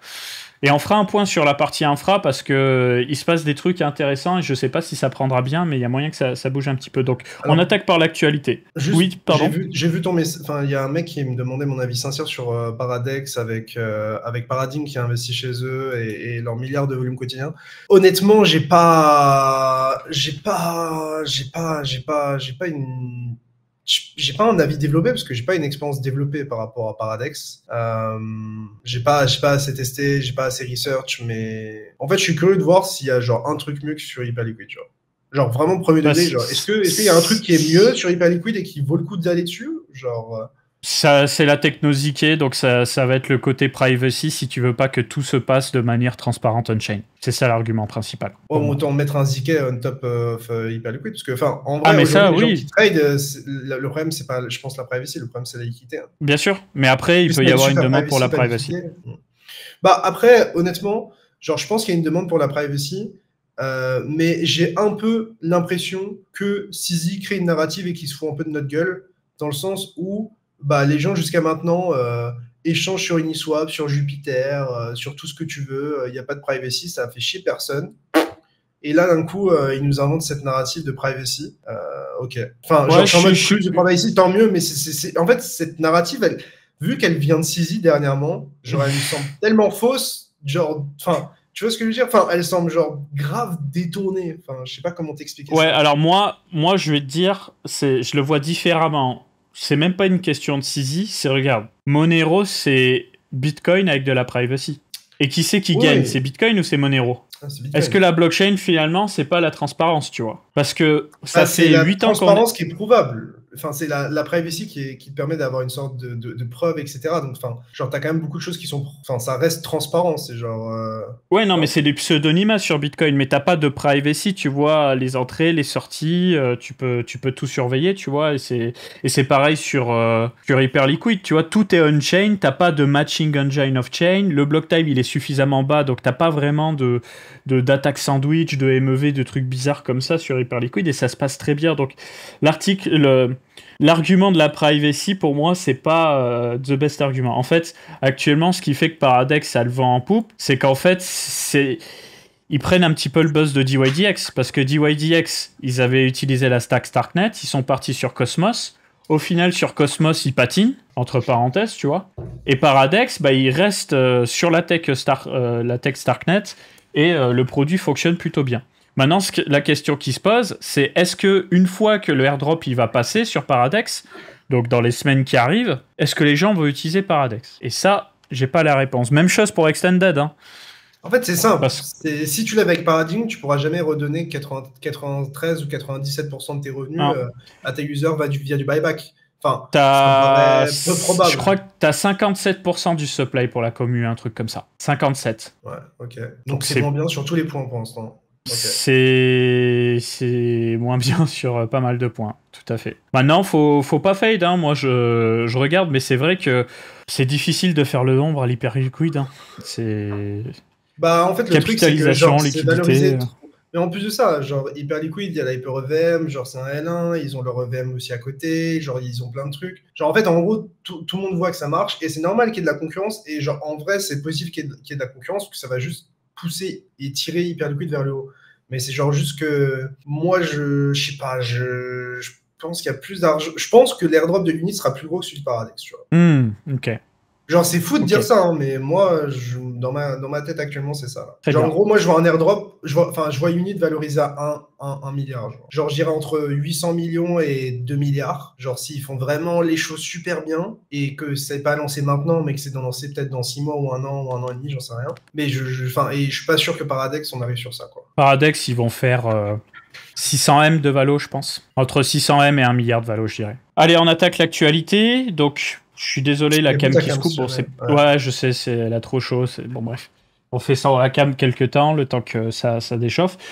Du coup, masterclass sponsorisé par Bitpanda, comme d'habitude. Merci à Bitpanda de soutenir l'émission. Comme à chaque fois, je vous le répète, vous avez la possibilité d'utiliser la plateforme pour acheter, vendre, échanger des crypto-monnaies.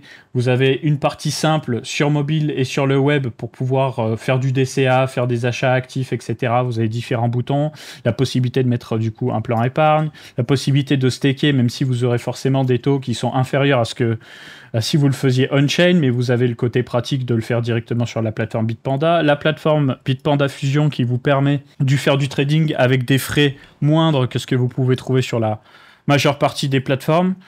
Voilà, et très bientôt aussi toute la partie Web3 qui va arriver sur Bitpanda. On en avait parlé sur l'émission précédente, mais je fais le rappel. La partie Web3 avec Bitpanda qui va essayer de nous sortir un wallet all-in-one avec des swaps, avec des frais intéressants, la possibilité de faire de l'activité DeFi sur différentes chaînes. Hop, attendez, je cherche la page. Un launchpad qui va arriver pour les détenteurs du nouveau token qui vont sortir, le Vision Token. Ça va arriver le 16 juillet, donc ça arrive très rapidement. Et ils vont sortir un Layer 2 également. Et d'ailleurs, on peut le voir que tous les gros exchanges se mettent à sortir des Layer 2. On avait vu d'abord Base qui a fait le move. Ensuite, on a vu Kraken qui a fait le move. J'ai appris aujourd'hui qu'on a Robinhood aussi qui veulent sortir un Layer 2. Donc voilà, on sait que chaque exchange est en train de se placer sur ce narratif-là. Et Bitpanda ne se met pas en retrait par rapport à ça. L'avantage de Bitpanda par rapport à tous ces acteurs-là, c'est qu'ils sont quand même bien implantés sur le circuit européen, qu'ils sont là depuis très longtemps, que ça s'est toujours très bien passé, ils ont une bonne politique de sécurité, ils listent pas tout et n'importe quoi sur la plateforme. Et d'ailleurs, il y a le hype qui est disponible sur Bitpanda. Si jamais vous voulez acheter du hype sur un sexe, ça peut se passer sur Bitpanda. Donc n'hésitez pas, vous avez le lien en description. Je me remets la cam et on attaque l'actualité. Donc comme dit plus tôt dans cette émission, pour le moment, pas de baisse des taux de la Fed. Ce sera pas pour tout de suite. Et je pense que ça arrivera plutôt vers septembre, moi de mon côté. Donc en attendant, on prépare le tout. On peut peut-être avoir un timing intéressant. J'ai vu des gens dans le chat nous dire et du coup, la alt season, c'est pour quand? Alors moi, je vais pas vous promettre la moindre alt season, surtout avec ce qu'on voit en ce moment sur ce marché. Mais bon, en général, quand l'appétit va, tout va. Et si on a une baisse des taux qui se fait ressentir, c'est-à-dire qu'on commence à communiquer sur le fait que ça va, l'inflation est maîtrisée, que le climat politique va mieux et qu'on commence à spéculer sur une baisse des taux, ça peut être bullish court terme. Après, si on valide la baisse des taux, c'est bullish aussi. Attends, je peux te montrer un truc peut-être? Ouais. Ouais, alors attends, je vais montrer mon écran vite fait. J'enlève le tien et je le remets après. Mais en gros, vous avez un site, je vous le mets dans le chat, où en gros, vous pouvez voir les sondages par rapport au taux. Du coup, au 30 juillet, du coup, là, les taux actuels, c'est 4,25 ou 4,5, ouais. Je crois, un truc comme ça. Ouais. Ça. C'est écrit en bas, regarde, c'est écrit en bas. 4,25, 450 current, voilà. Voilà. Et donc là, en gros, au 30 juillet, on prévoit... Enfin, en gros, il y a 18% de chances qu'il y ait une baisse. Une mini-baisse, ouais. En septembre, il y a 75% de chances qu'il y ait une baisse, 17% qu'il y ait deux baisses. En octobre, le consensus, c'est qu'on aura déjà une baisse. Et en septembre, le consensus, c'est qu'on aurait eu 3 ou 4 baisses, au moins. Ouais. Ouais, 3 baisses. Ouais, 3 baisses. 1, 2, 3. Donc voilà. Donc, a priori, ça risque, le consensus, c'est que ça va bouger en septembre, actuellement. Juste voilà, c'est les sondages officiels, etc., que vous ayez ça. Et maintenant, je remets ton écran. Super. Donc, si on voit mon écran, vous pouvez voir le tweet tout frais sur Coin Academy. Donald Trump affirme que les taux d'intérêt devraient être fixés entre 1 et 2%. Donc, il y a de la marge. Hein. Tu as envoyé un lien. Tu disais septembre, petite baisse des taux. Baisse rikiki de 0,25 points. Mais au fur et à mesure du temps, on pourrait descendre. Au final, il baisse jamais les taux, genre, enfin, il baisse rarement les taux, genre, fortement d'un coup, genre, ils attendent, ils surveillent. Bon. Mais en général, quand tu as une première baisse des taux, genre, il y en a plusieurs qui s'en suivent, quoi. C'est ça. Et puis surtout, ça envoie un signal extrêmement positif au marché. Et plus les taux baissent, et plus le marché il est content, et plus les gens ont envie de prendre de risques. Donc après, c'est une boucle qui est plutôt virtueuse. Donc on espère que le plus dur est derrière nous. On peut pas vous le promettre, hein, on n'est pas devin, mais on va peut-être voir un petit peu d'optimisme sur les marchés. Ce que ça veut dire aussi, c'est que si on n'a pas ces baisses-là, en gros, le marché va réagir hyper négativement parce que c'est ce qui s'attend, enfin, c'est ce qu'il attend actuellement. Donc, en gros, les prix que vous voyez aujourd'hui, c'est le marché qui s'attend à ces baisses de taux par la suite. Donc, si on surprend très possiblement en baissant plus, le marché réagit positivement. Si on baisse pas au moins que prévu, à ce moment, le marché est déçu et peut corriger aussi. Donc, gardez en tête que les chiffres qui sont affichés aujourd'hui, ces chiffres-là, tous les acteurs du marché le voient, et du coup, les prix que vous voyez devant vous, ils price ces baisses de taux et ce rythme-là, quoi. Et si vous voulez avoir l'information directement, n'hésitez pas à suivre Coin Academy sur Twitter, suivre les robots IA aussi, Coin Academy IA, parce qu'on essaie de vous publier l'information le plus tôt possible. Comme ça, s'il y a besoin de réagir face au marché, suite à une bonne ou une mauvaise nouvelle, vous êtes au cœur de l'information. On a Polymarket qui lève des fonds avec une valorisation visée de 1 milliard de dollars pour sortir un token. Actuellement, c'est un marché prédictif, Polymarket, où tout se passe en USDC. Là, l'idée, ce serait de permettre du marché prédictif avec des cryptos en plus de l'USDC. Donc, affaire à suivre à ce sujet-là. Mais en tout cas, Polymarket, gros buzz. Hein. C'est une plateforme qui fait pas mal de trafic. Et on n'aura pas de token, comme ça on ne pourra pas spéculer sur les trucs qui marchent. C'est top quand même. Mais en vrai, Polymarket, le plus probable, en vrai, je sais même pas s'il tokeniserait, genre c'est plutôt une boîte qui serait introduite en bourse, non? Je sais pas. L'entreprise envisagerait le lancement d'un token natif. Ok. Ok. Mais la question, c'est pour faire quoi, tu vois? Est-ce qu'ils font un Layer 1 Polymarket? Je sais pas, tu vois. Attends, tape Polymarket Revenue ou un truc comme ça, peut-être qu'on pourrait le voir quelque part. Je suis curieux de voir les revenus qu'ils font. Alors ça, c'est les volumes. Token Terminal, peut-être, ouais, tu vas voir. Ouais, il y a moyen Token Terminal. Revenu, on voit pas. Il y a pas. Ils prennent pas de revenus? Si, mais je pense qu'ils ont pas l'info. Ce sera pas cette plateforme-là qui va nous le dire. Polymarket Fees, peut-être? Does not charge any type of fee. Okay. Ouais, pas de fees, ils font pas de revenus, actuellement. Donc c'est du wash trade, ouais, quoi. Pour l'instant. Ok, donc c'est assez prédateur. À un moment donné, ils vont bien mettre des frais, de toute façon, je pense. Et là, ils lèvent à 1 milliard de valo, ils génèrent 0 revenu. Après, ils ont de l'attraction et c'est-à-dire qu'ils vont activer les revenus. Enfin, ils vont activer les fees, quoi.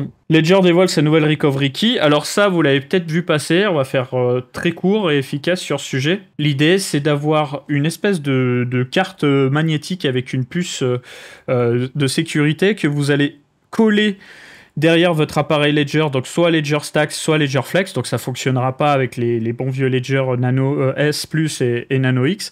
Et l'idée en fait, c'est au lieu de noter votre seed phrase sur un support, eh bien la seed phrase va être envoyée sur la carte. Et après, s'il faut réenvoyer la seed phrase de votre carte à un appareil Ledger, eh bien vous mettez votre carte sur l'appareil Ledger.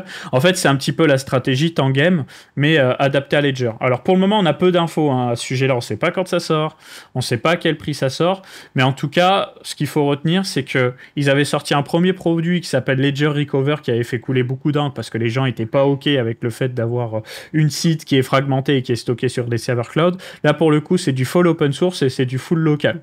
Donc au moins, il n'y a pas de raison de se plaindre. Pour moi aussi. Tu as une sauvegarde physique de ta clé privée, mais tu as besoin d'un PIN pour pouvoir la décoder et y accéder. Et genre, tu peux pas prendre le Ledger de n'importe qui, coller la carte et prendre la seed. Enfin, genre, ça marche pas comme ça, quoi. Donc en fait, en vrai, pour moi, c'est l'idéal, tu vois, parce que, en fait, pour moi, faudrait presque un produit qui a pas de branding, comme ça, les gens, ils savent même pas ce que c'est, tu vois, s'ils tombent dessus. Et le problème, c'est que il est peut-être un peu trop brandé, le produit, mais après, il reste quand même discret. Mais c'est hyper agréable, parce qu'en fait, tu peux faire une sauvegarde en 2 secondes et tu te prends pas la tête et tu sais que ce sera bon, quoi. Donc, alors, tu penses que ça va coûter combien, ce produit-là? Je dirais 50 balles, moi, facile. Moi, je dirais entre 70 et 100. Ouais, il y a moyen que ce soit plus. Parce qu'il y a une puce de sécurité hardware. Ils vont vendre ça en kit, en fait. En fait, je pense que, genre, en acheter un, ça te coûtera, genre, je pense au moins 60 euros, 50-60 euros. Moi, pour moi, ça... moins cher, peut-être. Pour moi, ça doit pas coûter plus cher que Tangame. Tu vois, une carte, c'est 55. Mais du coup, enfin, je crois que je peux en parler. Bah, maintenant, c'est full release, etc. Mais du coup, bah, personnellement, moi, j'avais participé à une réunion avec l'équipe Ledger, où en gros, ils ont sondé les plus gros acteurs. Du coup, on avait fait une conférence call avec eux où ils nous présentaient le produit en amont et sur lequel j'ai même pu faire des retours, poser des questions, etc. Donc, ils ont fait une approche qui est grave cool. Et honnêtement, je suis trop content que ce produit-là, il prenne vie, quoi. Tout à fait. Mais voilà, vous voyez que la stratégie de Ledger, elle est quand même aussi de vous orienter sur des produits qui coûtent plus cher, qui sont beaucoup plus agréables, hein, qu'on se le dise. Hein. Ledger Stax ou Ledger Flex, c'est des produits qui sont bien plus chers, mais qui sont plus pratiques, que tu achètes une fois et qui sont censés tenir un bon moment. Parce que tu as la visibilité. C'est vrai que la petite clé USB Ledger Nano S Plus ou Ledger Nano X, c'est pas forcément hyper pratique quand tu manipules beaucoup les crypto-monnaies. Tu vois. Les gens, enfin, en vrai, le truc que je leur pardonnerai jamais, c'est le leak de données qu'ils ont fait. Genre ça, clairement, genre, c'est le truc qui est le plus chiant, mais et qui a niqué plein de gens, tu vois.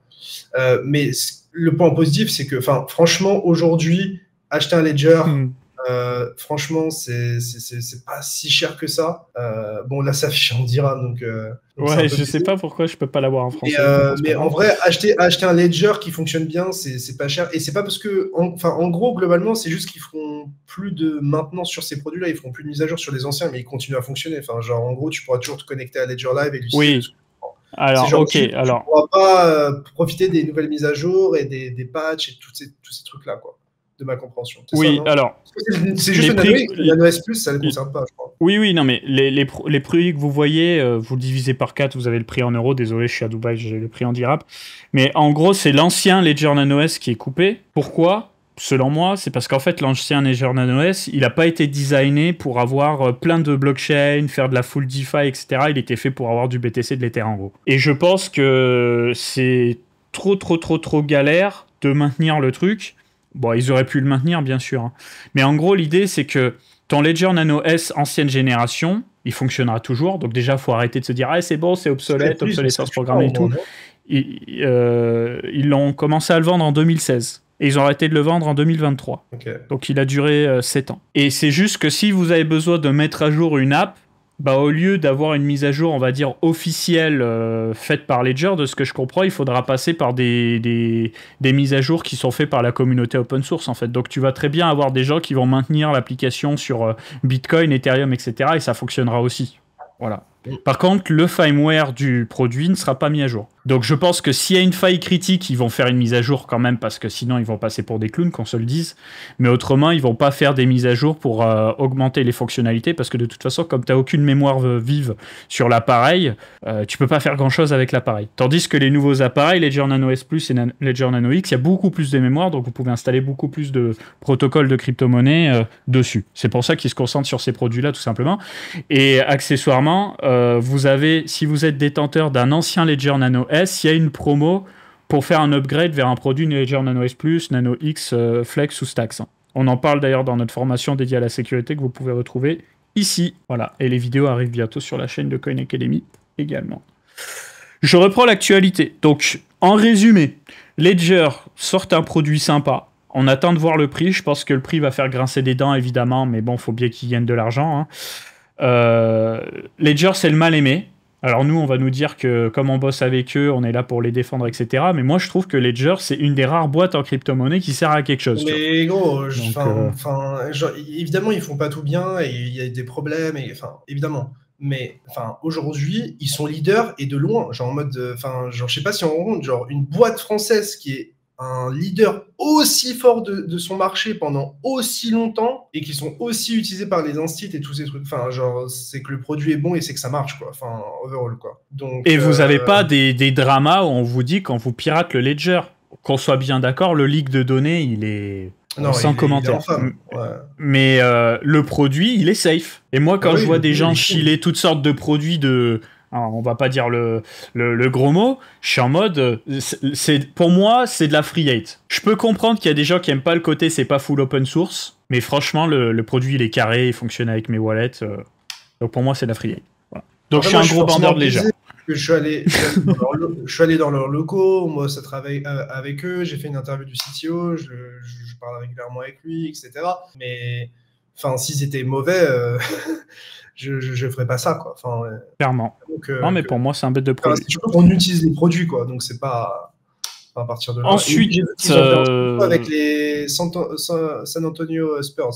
Ils vont être sur les maillots de l'équipe de basket directement et ils font des partenariats avec eux. Donc, c'est vraiment cool. Ensuite, on a OKEx qui pourrait bientôt entrer en bourse. Alors ça, c'est aussi un narratif de dingue. Hein. C'est depuis Coinbase et Circle. On a Gemini, on a OKEx, on a tout le monde qui veut rentrer en bourse. C'est en bourse américaine. Et c'est là où c'est intéressant, c'est que tous ces projets qui ont été, pour certains, très... on va dire que c'était pas les premiers à aller voir les régulateurs pour se mettre en conformité. Maintenant que Binance l'a fait, tu vois, et qu'ils ont payé leur droit de cuissage, tout le monde le fait, hein. Et non, mais c'est pas ça. C'est qu'ils ont vu Circle, Coinbase et toutes les boîtes crypto qui étaient genre sur les marchés américains notamment, pump de malades, se valoriser de malades, et c'est juste qu'ils veulent du fric, quoi, et que c'est des marchés qui leur donnent, qui leur donnent accès à beaucoup d'argent, quoi. Donc, oui, je bien pense sûr. que c'est pour ça. Hein. Plus que genre en mode on se régule et tout. Ouais. Non, mais le truc, c'est que Binance a voulu le faire, mais je pense que Binance... Comme ils sont allés je suis pas sûr. Hein. Ils ont quand même. Je crois qu'il y a Sizi qui a la majorité de la boîte. Hein. Oui, mais Sizi, il a fait une opération séduction pendant un bon moment. C'est juste que les régulateurs américains, quand c'était pas sous Trump, ils lui ont mis la misère, tu vois. Mais premier degré, ça m'étonnerait pas que genre Sizi, il est genre 70 ou 80% des parts de la boîte. Hein. Parce mais ça change. Aux employés, ils donnent que du BNB token, quoi. Donc ils ont. En fait, je sais, tu peux introduire en bourse une boîte qui est genre détenue à 100% ou à 90% par un mec. Ça, je sais pas. J'avoue. Je sais pas. Genre, je suppose, mais c'est juste que. Pour moi, si Binance, ils se lisent sur les. S'ils font une IPO Binance, c'est qu'ils seront en position de faiblesse. Je le vois comme ça, actuellement. Pour ça que Tether aussi n'a visiblement pas l'intention de faire une IPO. Mais pourquoi ils iront en bourse? Peut-être que ça changera. C'est-à-dire que leur BNB, il vaut plus rien. Ils ont déjà leur action en soi. Et genre, que devient le token de OKEx s'ils vont en bourse d'ailleurs? Bonne question. Très très bonne question. Je suis incapable de te répondre. Après, ça donne pas la même utility et tous ces trucs-là, quoi. Mais. Je sais même pas quoi il sert le token d'OKEx. En l'état. Parce que le BNB... T'as du token, ensuite tu lances... Le Launchpad, je pense, surtout. On enchaîne. Ouais, je sais pas où ils font... Ouais, je sais pas. Ensuite, ça c'est la news intéressante, c'est Coinbase qui ouvre le trading perp aux États-Unis. Donc là, on va commencer à avoir des exchanges qui, aussi bien sur le circuit américain que sur le circuit européen, vont envoyer du lourd avec l'ouverture des perps. déjà, ça va faire un petit peu de concurrence à Hyperliquid, mais au-delà de ça, ça va aussi pousser tous ces exchanges à envoyer des gros sponsoring auprès d'influenceurs, et ça peut potentiellement rameuter un petit peu du retail sur les crypto-monnaies. Donc ça va se faire à partir du 21 juillet pour Coinbase. Oui, Léo? Ouais, en fait, je rigolais, pas pour me foutre de la gueule par rapport à Hyperliquid ou quoi que ce soit. C'était plus parce que, en fait, moi, j'ai parlé pendant 1 an et demi avec eux et ils vont finir par lancer le trading de perp aux États-Unis avant la France, quoi. Enfin, on en est là, quoi. Tu vois, enfin, genre, c'est fou, quoi, non? Enfin, je crois pas qu'ils ont lancé les perps encore en Europe. Donc, en Europe, les seuls qui l'ont fait, c'est Kraken, à ma connaissance, et tout ce qui est Gemini, Coinbase, même Bitpanda, ça traîne en fait. Même Bitpanda, on bosse avec eux, j'ai posé la question, pour le moment, c'est à l'étude. Mais tu te rends compte ou pas qu'en Europe, on est censé avoir un cadre clair, etc. Et au final, les dérivés aux États-Unis vont arriver en même temps qu'en Europe. Pour te dire à quel point on est lent. C'est une dinguerie quand même. Enfin, d'ailleurs, Kraken, je trouve ça étonnant, quoi. Kraken, ils le font dans quel pays, leur licence? Je sais plus. Kraken, MiFID 2. Je sais plus. Parce qu'il y a un autre sujet, et c'est le sujet qu'on a à chaque fois, c'est qu'il y en a qui se tournent vers Malte, il y en a qui se tournent sur la Lituanie, l'Estonie et compagnie. Et tu vois, par exemple, Coinbase, ils ont eu leur licence auprès du Luxembourg parce qu'ils veulent faire plus propre que les autres, tu vois. Et en voulant faire plus propre que les autres, ça met toujours beaucoup plus de temps. Irlande, on me dit pour Kraken. Ok. Tu vois, l'Irlande, c'est propre. Mais c'est pas le plus propre, mais ça reste propre. Ensuite, alors ça, je voulais vous en parler, tu vois, je tenais absolument à vous parler de cette news-là, parce qu'on nous dit Nanolabs, qui est une entreprise cotée en bourse, va faire une levée de fonds de 500 millions de dollars pour faire une trésorerie en BNB. Donc on a vu la trésorerie en BTC, maintenant on nous parle de trésorerie en BNB. Donc du coup, j'ai vu ça, je me suis dit, mais c'est quoi Nanolabs? Et apparemment, ils font des processeurs pour du Web 3, tu vois, tu peux même pas cliquer en fait, tu t'as rien. Mais ils ont juste acheté une ancienne boîte qui était cotée en bourse pour la faire pump avec ça, non? C'est un peu l'idée, ouais. Ça y ressemble quand même. Je pense, ouais, c'est ça. C'est des boîtes qui vont à zéro et ensuite ils font ça. Mais ils ont fait la même chose sur Hyperliquid avec Ainova et ils font la même chose sur Bitcoin. En gros, globalement, ils nous prennent tous pour des cons.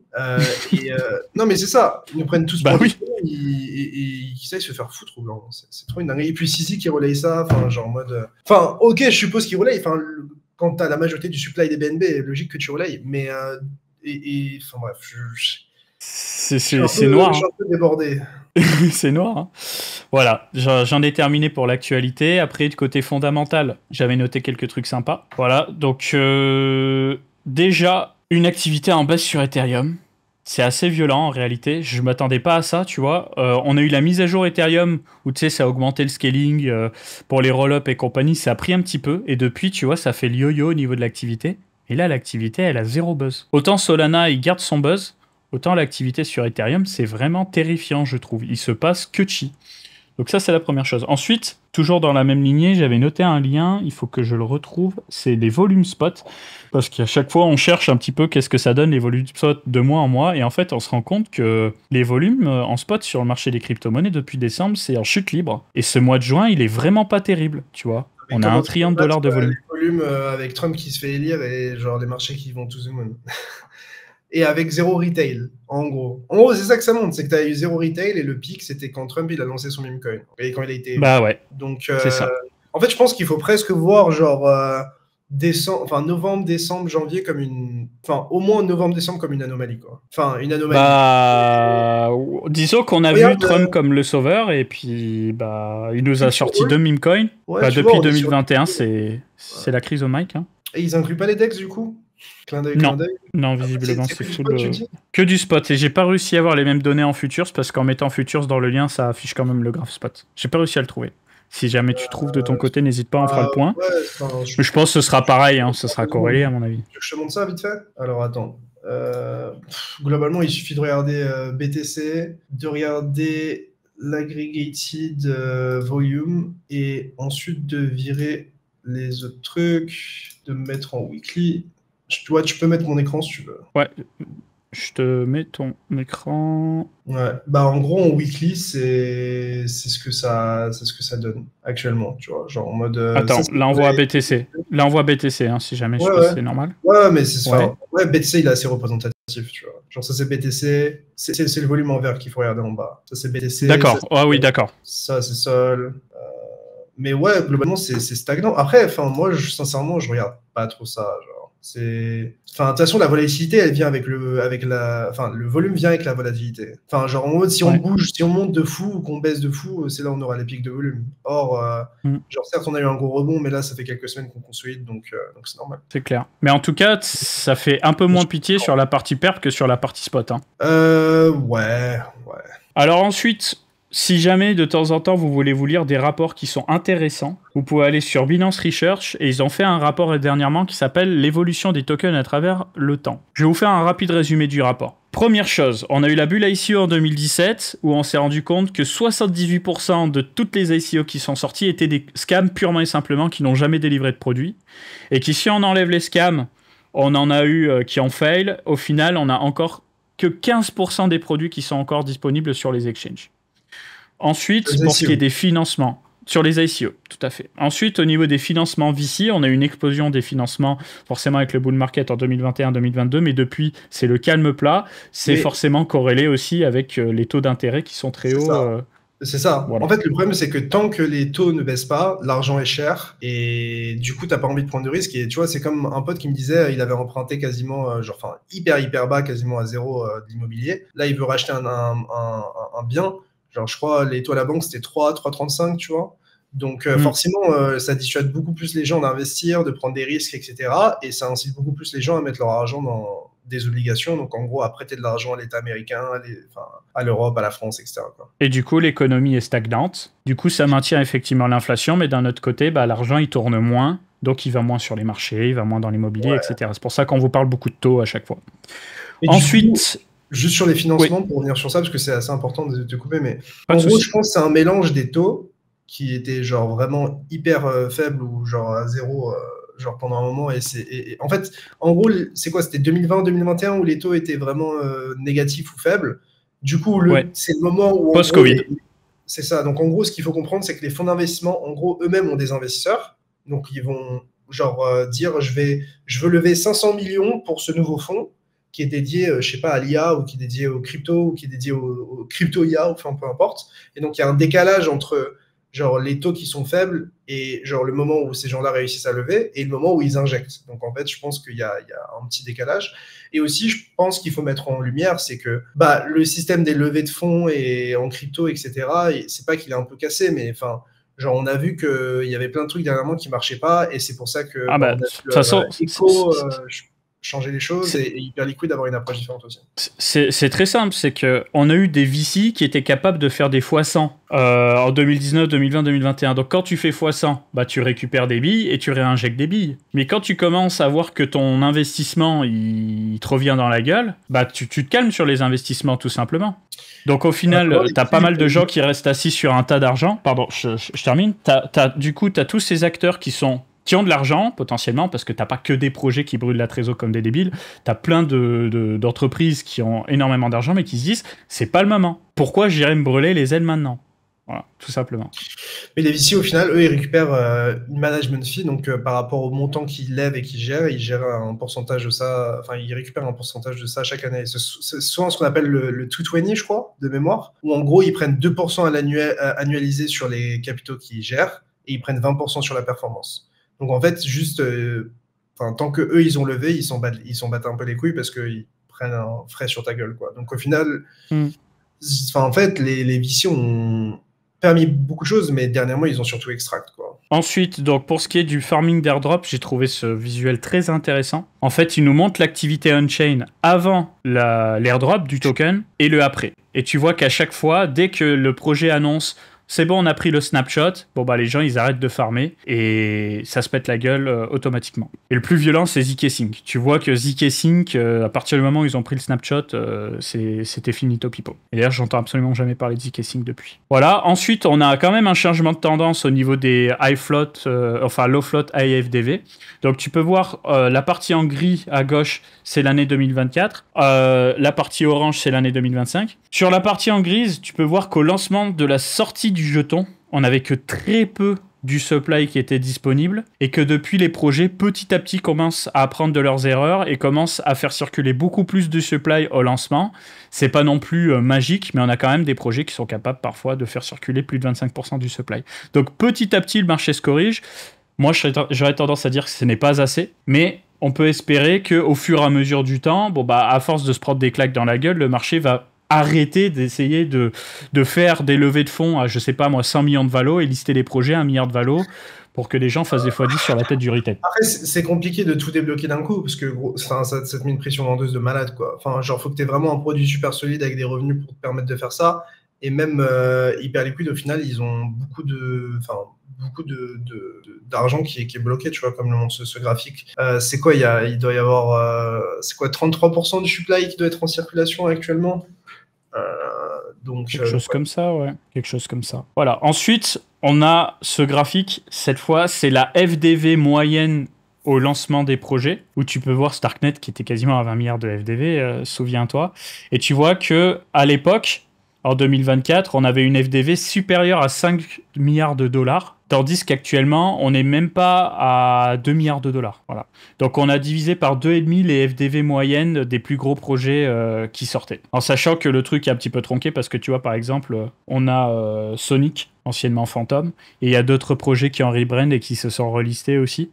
Mais voilà. Petit à petit, les valorisations complètement aberrantes sont en train de se calmer, même si ça reste aberrant pour certains projets. Hein. Donc, FDV, c'est Fully Diluted Value. C'est en gros, genre, si tu considères tous les coins qui sont en circulation, plus les coins qui sont loqués, tu multiplies par le prix et ça te donne la FDV. Donc, c'est ça. Je vous prends un exemple tout de suite. Toncoin, voilà, on va prendre l'exemple de Toncoin. Vous avez un prix unitaire à 2,88 $. Vous avez un supply de jetons de 5 milliards de jetons. Donc vous faites 2,88 fois 5 milliards et vous obtenez la FDV. Et ce que ça montre, c'est qu'il y a 50% du supply qui est en circulation et tu as 50% qui est bloqué. Voilà. Et après, vous pouvez surveiller sur des sites comme CryptoRank, par exemple, le calendrier de déblocage. Et en fonction du calendrier de déblocage, vous pouvez vous faire une idée aussi si les gens se disent c'est bear ou pas. Mais en plus du calendrier de déblocage, vous avez aussi le prix d'investissement des projets. Alors, vous pouvez utiliser CryptoRank, vous pouvez utiliser Chainbroker, mais vous pouvez voir que on a des VC qui ont pu investir à 1 centime, 10 centimes, 1 dollar sur TIA. Donc, tous ces gens-là, ils sont toujours en positif sur Celestia. Donc, dès qu'ils ont des jetons qui se débloquent, ils vont vendre, hein, obligatoirement. Ouais. Mais il y a quelqu'un qui disait sur Twitter que c'était assez intéressant ce qu'il disait, parce que, en fait, genre, par exemple, Paradigm, je crois qu'ils avaient investi dans Celestia. Et en fait, tu pourrais croire qu'ils n'ont pas gagné tant que ça, voire qu'ils perdent de l'argent. Mais en fait, avec tous leurs fonds qui étaient en staking et tous ces trucs-là, en fait, ils ont pu extract quasiment autant qu'ils ont investi, je crois, un truc comme... Enfin, je sais plus, mais ils ont extract genre des dizaines de millions. Extract, ils sont vendus pour des dizaines de millions. Donc, et tu peux shorter pour te hedger aussi. Oui, mais pas avec leur size. Mais ouais, mais tu peux te couvrir un minimum. Non. Enfin, quand tu penses quand t'es Binance Labs et que t'es en x2100, frérot, il n'y a jamais un monde où t'as la marge pour te couvrir. Oui, non, mais, tu peux pas te couvrir complètement, mais je veux dire, quand tu fais un giga multiplicateur, tu peux toujours quand même calmer tes pertes par rapport à un simple retail qui comprend pas à quelle sauce il est en train de se faire cuisiner. Ouais, mais s'il investe parce que Celestia, c'était 20 milliards à un moment, un truc comme ça, non C'était beaucoup, je crois. Pour Celestia, c'est simple. De toute façon, tu as l'ATH ROI, tu peux voir qu'au pic, ils ont fait x2000. C'est ça. Donc, en gros, genre, si t'es Binance et que t'as en plus 1 milliard, comment tu peux te couvrir de ça? Tu peux pas. Donc, oui. Tu peux te couvrir totalement, en listant le token. C'est clair. Et dites-vous que quand tu investis à 1 centime, même s'il est tombé à 1,44 $, tu es toujours en x144 sur ton investissement. Donc, c'est quand même goldé. Hein. Voilà. Ensuite, pour ce qui est d'Hyperliquid, donc le reporting dont je te parlais, c'est le reporting de Sycracy. Hyper intéressant pour mieux comprendre de quoi il s'agit, mais en résumé... Messari, qui est important de mentionner, parce que du coup, c'est... En gros, il monte une nouvelle boîte aussi, d'ailleurs, l'ancien CEO de Messari. Enfin, on en parle parce que c'est quelqu'un qui était quand même assez important dans l'écosystème, et qui a été un des premiers soutiens de Trump, d'ailleurs, publiquement dans l'écosystème, je crois. C'est possible. Ah non, tu mélanges Ryan... Ah non, si, non. Attends, non, c'est pas le même. C'est pas le même. Okay, non, c'est mais il a monté une autre... Mais il a aussi... Mais Ryan Watkins vient aussi de Messari. Hein. Mais c'est pas le même. Ah ouais, ok. Moi, j'ai dit de la merde. C'est pas le même. Non, t'inquiète, y a pas de souci. Regarde, on va aller sur son Twitter tout de suite. Previously Messari. Bah si, c'était lui. C'est lui, c'est lui. Non, c'est pas le Trump Boy. Ouais. Je crois pas que ce... Il a combien de Non, followers? je crois pas. 40 followers. Je me souviens plus du nom de l'autre gars de Messari, mais l'autre gars de Messari, c'est un autre blaze. Je te le retrouverai, bon, c'est pas grave. Ensuite, bah du coup, que retenir de ce rapport? Désolé pour la cam qui se coupe. Ça. Celle... Ouais. Qui lui est parti totalement en cacahuète. Hein. Lui, les tweets sont absolument terrifiants. Les tweets sont absolument terrifiants. Bon, reprenons sur ce rapport. Donc, en fait, ce qu'il faut retenir d'Hyperliquid, c'est le Everything Exchange. C'est pas faire que de la crypto, c'est aussi mettre d'autres types d'actifs et d'être la plateforme on-chain qui permet de trader ces types d'actifs. Et j'ai bien aimé le fait qu'ils mettent FTX parce que souvenez-vous, c'était un petit peu le rôle de Serum aussi sur Solana à l'époque, lié à FTX. Et au final, bah, Serum est parti à la cave avec FTX. Hein. Voilà. Donc ensuite, succès d'Hyperliquid, la décentralisation progressive. En gros, au lieu d'être sur un truc ultra décentralisé, ils ont essayé de se dire, bon, les gens, ils veulent un produit qui marche bien, qui est rapide, avec des frais bas, etc. Donc on se concentre sur l'expérience utilisateur et ensuite on décentralise, plutôt que faire l'inverse. C'est ce que fait Base aussi avec son séquenceur centralisé sur Ethereum, et c'est pour ça que Base s'en sort bien. Regardez, on peut prendre l'exemple inverse, Starknet que j'adore, que j'ai chill je ne sais combien de fois, ils font les choses bien, c'est-à-dire ils pensent décentralisation, ils pensent gouvernance, etc. Et bah, au final, c'est pas ça qui apporte l'attractivité on-chain. Ce qui apporte l'attractivité on-chain, c'est le fait qu'il y ait du choix en termes de jetons et que ce soit facile à utiliser. Voilà. Ensuite, ils nous parlent du supply de jetons, où on peut voir que on a 70% du supply qui va dans les mains de la communauté, tout comme Ethereum où on a 84% du supply, mais en général, tu peux voir que les autres projets, on a bien moins de 50% du supply qui va dans les mains de la communauté. Tout le reste, ça va dans les poches de la team, des VC, des exchanges, etc. Et de la fondation, tout à fait. Mais je le mets dans la team. Donc voilà, il n'y a pas tous les graphes là-dedans. On voit pas TAO, on voit pas Caspa, on voit pas Ecubo, on voit pas tout ça. Mais c'est un point à prendre en considération également. Ensuite, c'est pour ça que je te posais les questions en début d'émission, Léo, tu vois, c'était le fait de dire que c'est du all-in-one sur Hyperliquid. C'est-à-dire que tu as l'Hypercore, tu as l'Hyper-EVM, et avec tous ces produits, tu peux te retrouver avec un éventail de possibilités aussi large que ce que tu peux trouver sur Binance, en sachant qu'ils externalisent le moins possible le cœur de leur activité. Tout ce qui est SPERP, Auction, Volt, c'est natif ou plus ou moins natif au travers du NIT. Et c'est pour ça que je resterai très attentif à l'avenir d'Hyperliquid, de savoir est-ce qu'ils vont continuer de développer des nouveaux produits qui sont natifs, ou est-ce qu'ils vont laisser des projets se construire par-dessus? J'entends souvent des gens... Ils vont laisser les projets pour moi. Ouais, mais tu vois, quand on entend en conférence build sur Hyperliquid, c'est compliqué parce que les mecs nous donnent pas l'heure. C'est peut-être ça aussi un peu la stratégie. Ouais. Après, peut-être que tu préfères des founders qui te donnent pas l'heure, mais d'avoir une traction de malade sur ton produit, ou qui te donnent l'heure, mais que t'aies pas de traction. Ah non, mais c'est pas le sujet. Le sujet, c'est plutôt... C'est ça, c'est genre quelle est l'attraction et l'effet de réseau dont tu peux profiter. Et je pense que c'est pour ça que les gens vont sur Hyperliquid actuellement. Oui, bien sûr, mais moi ce que je veux te dire, c'est que Hyperliquid évite de donner trop de pouvoir à des tiers. Et que ça fait potentiellement partie de la stratégie. Et je pense que c'est pour ça qu'ils évitent à max le copinage aussi, tu vois. Parce que quand tu vois Jupiter qui lance sa chaîne et Pumpfun qui va potentiellement lancer son truc de son côté et qui vont tous la mettre à l'envers à Solana, c'est chaud. Et je pense que Solana, ça leur met un sacré coup de chaud en ce moment. Il y a quelqu'un qui dit, en l'occurrence, il n'y a pas de traction parce que HyperEVM est vraiment pas poussé. Bah, HyperEVM, je crois, c'est la chaîne qui a le plus de traction d'un point de vue TVL, là, dans le top 10 sur DeFi Lama. Donc, je pense que c'est pas si mal. Bah, le top 10, ici, t'as pas que la HyperEVM, t'as Hypercore aussi, non? Non, attends, t'as Bridge TVL si, mais en gros, t'exclus juste le premier, je crois. Ouais, c'est ça. Hyperliquid, voilà, t'enlèves 500 millions, je crois. En fait, ils mélangent plein de trucs, c'est un peu bizarre. Ouais, c'est le bordel. Mais tu regardes, là, la majorité de la TVL, c'est des apps sur HyperEVM, quoi. Voilà. Et ensuite, bon, ça, on fera le poids dans une prochaine émission. T'as un rapport Messari, alors petite astuce, il est marqué comme pro, mais il est quand même disponible publiquement, alors je vous l'envoie du coup. C'est un rapport Messari qui parle d'IA décentralisée et du potentiel du marché de l'IA décentralisée, et il vous parle pas de BitTensor pour le coup, il vous parle d'autres projets qui sont en cours.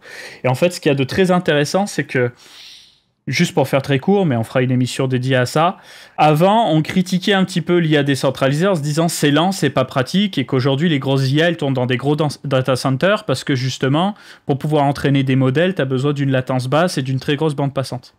Sauf qu'aujourd'hui, on a des projets qui ont réussi à développer des protocoles qui permettent de s'affranchir de ce besoin de très grosses bandes passantes et du fait d'avoir un data center où toutes les cartes graphiques sont connectées les unes aux autres. Donc il se pourrait que dans les mois et années à venir, on commence à voir justement des vrais modèles d'IA collaboratifs qui se créent parce que justement, on va pouvoir faire tourner des cartes graphiques un petit peu à gauche à droite pour entraîner des modèles et peut-être qu'on va retrouver une renaissance du proof of work. Mais pas un proof of work pour miner des jetons de con. On va dire un proof of useful work où en fait on va entraîner des modèles IA où n'importe qui avec sa carte graphique gamer va pouvoir participer au réseau. C'était un peu la promesse aussi avec Aethir et Ionet, mais je pense que ça va se concrétiser avec d'autres projets comme Pluralis ou Prime Intellect ou No Research. Donc je continue de me renseigner sur ce sujet-là parce que c'est pas forcément évident à comprendre. Mais je suis personnellement très bullish sur le fait que si quelqu'un arrive à trouver une solution où tu peux rentabiliser ta carte graphique en entraînant des modèles IA, ça va relancer le marché bien comme il faut. Et je vais m'arrêter là-dessus parce que ça fait déjà une bonne partie sur la partie fondamentale et si tu veux parler daté, c'est le moment. Ouais. Alors attends. Hop. Au moment où je parle daté, il y a le chat qui débarque. Ouais, c'est que ça fait... Merde. Hop, c'est bon, tu me dis quand tu as ton écran. Je retire le tien. Voilà, c'est bon. Bon, je pense qu'on peut commencer par quelque chose un peu différent, notamment le S&P qui vient de faire tout simplement un nouvel ATH. Donc ça, c'est assez insane. Enfin, globalement, c'est la finance mondiale, et notamment américaine, hein, mais globalement, finance mondiale qui est juste en train de gigapump. Mais ce qui est encore plus intéressant, c'est que, en fait, si on regarde l'euro contre le dollar, eh bien en fait on voit qu'on a une surperformance de malade mental de l'euro vs le dollar depuis cette dernière semaine, tu vois. Et du coup ça nous permet de remettre les choses en perspective, parce que si on regarde le S&P en euros, ça ressemble à ça. Donc ça c'est le S&P actuellement en dollars, et moi de ma compréhension, ça c'est le S&P en valeur euro, et ce que vous voyez sur vos indices ETF UCITS, quoi. Donc on voit que en fait certes on vient de faire un nouvel ATH sur le S&P et genre c'est assez bullish, mais c'est surtout qu'on a l'impression que les boîtes ne se dévalorisent pas, mais que le dollar se dévalorise contre l'euro, quoi. Et du coup ça fait pump ça. Donc c'est assez... Enfin, je crois que j'ai pas vécu beaucoup de situations comme ça, mais c'est vrai qu'il y a un écart qui est assez impressionnant. Il y a quelqu'un dans le chat qui parle de 11%.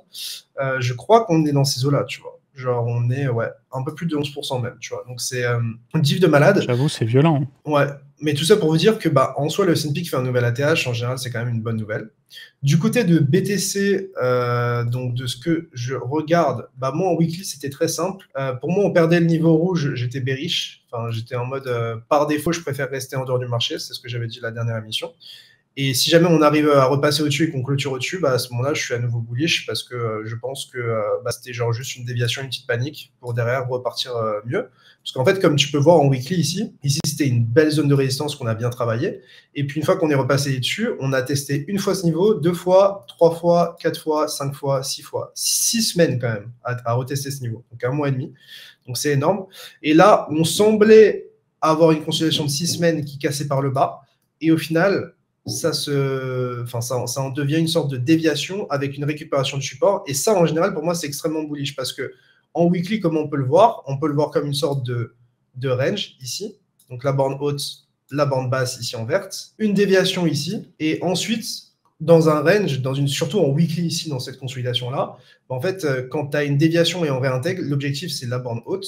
Mais souvent, on va bien plus haut. Et ici, on pourrait voir ça comme une sorte de jambe haussière, consolidation avec une petite déviation anti-piège, et ensuite on repart vers le haut. Donc moi, c'est ce qui me rend extrêmement bullish sur BTC actuellement. Si on était amené à repère ce niveau rouge en weekly, je me poserais de sérieuses questions parce que techniquement, on aurait eu quelque chose d'assez parfait comme baisse et bottom pour repartir de plus fort. Donc moi, je reste super bullish sur BTC. Pour moi, tous les dips sont en buy. Tant qu'on ne perd pas ce niveau rouge ici, et en soi, même si on va plus bas, ce que je vous expliquais, pour moi, c'était que l'autre niveau assez intéressant, pour moi, c'est la reload zone. Pour moi, c'était soit j'achetais et j'étais bullish tant qu'on restait au-dessus d'ici. Par contre, si on cassait par le bas, c'était cette zone-là. Au final, on a fait ni l'un ni l'autre. Enfin, on a récupéré ce niveau ici, et derrière, on a effleuré les 38% de la hausse à partir de ce bottom jusqu'au top. Donc voilà. Et derrière, on reteste les EMA en weekly, elles sont bullish. En 3 jours, elles sont bullish. En daily, on est au-dessus. En 12 heures, on est au-dessus. en mensuel aussi. Donc, c'est à mon sens difficile d'être bearish actuellement. En tout cas, personnellement, je me sens plus rassuré que la semaine dernière. Donc, ça, c'est quelque chose d'assez positif. Pour parler du reste, moi, je regarde pas 10 milliards de trucs. Donc, je peux vous montrer ce que je regarde. On a eu Ether qui a retesté la zone bleue dont je parlais le précédent live. Tu vois, je disais que ici c'était une zone assez intéressante long terme pour accumuler du spot et se dire que ça c'est le bottom, et si jamais ça c'est pas le bottom, on est cook, mais si c'est le bottom, à ce moment-là on a beaucoup d'upside à aller chercher et une asymétrie assez intéressante. Donc là pour le coup on semble avoir tenu cette zone. Après, si tu compares ça à d'autres choses comme... Je te fais une petite coupure, Léo. Ouais. Si c'est pas dérangeant pour toi, parce qu'il y a des gens qui nous disent qu'ils écoutent au format podcast, quand tu dis ici et là, dis le prix. Ok. Si tu peux. La zone, c'était 1700 à 2150, ce que j'ai dessiné. Sur Ether, ouais. Et sur Ether, et au final, on a été chercher les 2100 et quelques. Donc là, pour moi, j'en ai pas profité pour acheter mon spot, malheureusement ou heureusement. Mais ce qui est cool, c'est que de voir que en fait, les autres actifs que je détienne surpèrent. Donc moi, j'ai du BTC, mais par exemple, si tu regardes Hype contre Ether, pour l'instant, j'ai toujours pas envie d'envier Ether. Hype contre BTC, c'est un prix un peu plus cher. Hype contre Sol, ça va. Hype contre BNB, ça va. Donc voilà. Donc, bullish sur BTC de par ce que je vous ai dit. Ether, pour moi, on a fait un retest qui est sympa, mais j'ai pas pu vraiment en profiter pour acheter. En fait, ce qui est intéressant sur Ether, c'est que en soi, on a eu un range qui est genre clair. Tu as eu une déviation au nord, une déviation au sud. La question, c'est est-ce que maintenant, on va réintégrer et juste pusher plus haut, ce qui était un scénario que j'envisageais personnellement parce que moi, je voulais voir cette zone ici tenir en tant que support. Donc, je suis pas genre nécessairement bearish, genre de malade Ethereum. Je pense que je suis un peu plus bullish qu'avant. Mais juste, je trouve qu'il est en fait juste faible en fait, comparé au reste. Et je pense que quand tu compares Ether à BTC, genre ça se voit encore, tu vois. Genre on a toujours pas récupéré les EMA en 2 semaines, 9-18. Ouais. Ni en mensuel, ni en weekly. Enfin, genre, on est toujours en train de se battre dans cette tendance baissière contre BTC. Et donc, globalement, ce que ça montre, c'est que Ether continue de sous-performer BTC. Et ça, je pense qu'on peut l'expliquer de manière assez simple. Donc j'ai changé d'écran, normalement on devrait le voir. Ouais, on le voit. Mais en fait, c'est juste que sur BTC, on a des instits qui font qu'acheter tous les jours. Le 23 juin, 350 millions. Le 24, 588 millions. Le 25, 547. Le 26, 226. Le 27, 500. Donc là, en gros, si tu regardes, ça, c'est la différence entre les entrées et les sorties. Donc, c'est globalement ce qu'on a fait rentrer dans les ETF Bitcoin Spot depuis le début. Et juste, on est en up and en fait. Il n'y a juste aucun ralentissement. Et on a une pression acheteuse de fou furieux, tu vois. Enfin, c'est gigantesque. Il faut se rendre compte que là, en gros, genre, il y a beaucoup de choses, à mon sens, qui sont drive par les instits. Du côté des terres, ça se réveille un petit peu. Genre, on a des inflows qui sont sympas. On a une tendance qui est sympa. Qui a repris depuis mi-mai, mais après c'est rien de comparable. Après c'est pas du tout la même market cap, tu vois. Maintenant si on regarde sur la market cap, en gros sur la market cap on est on est genre quoi, 6 à 7 fois inférieur.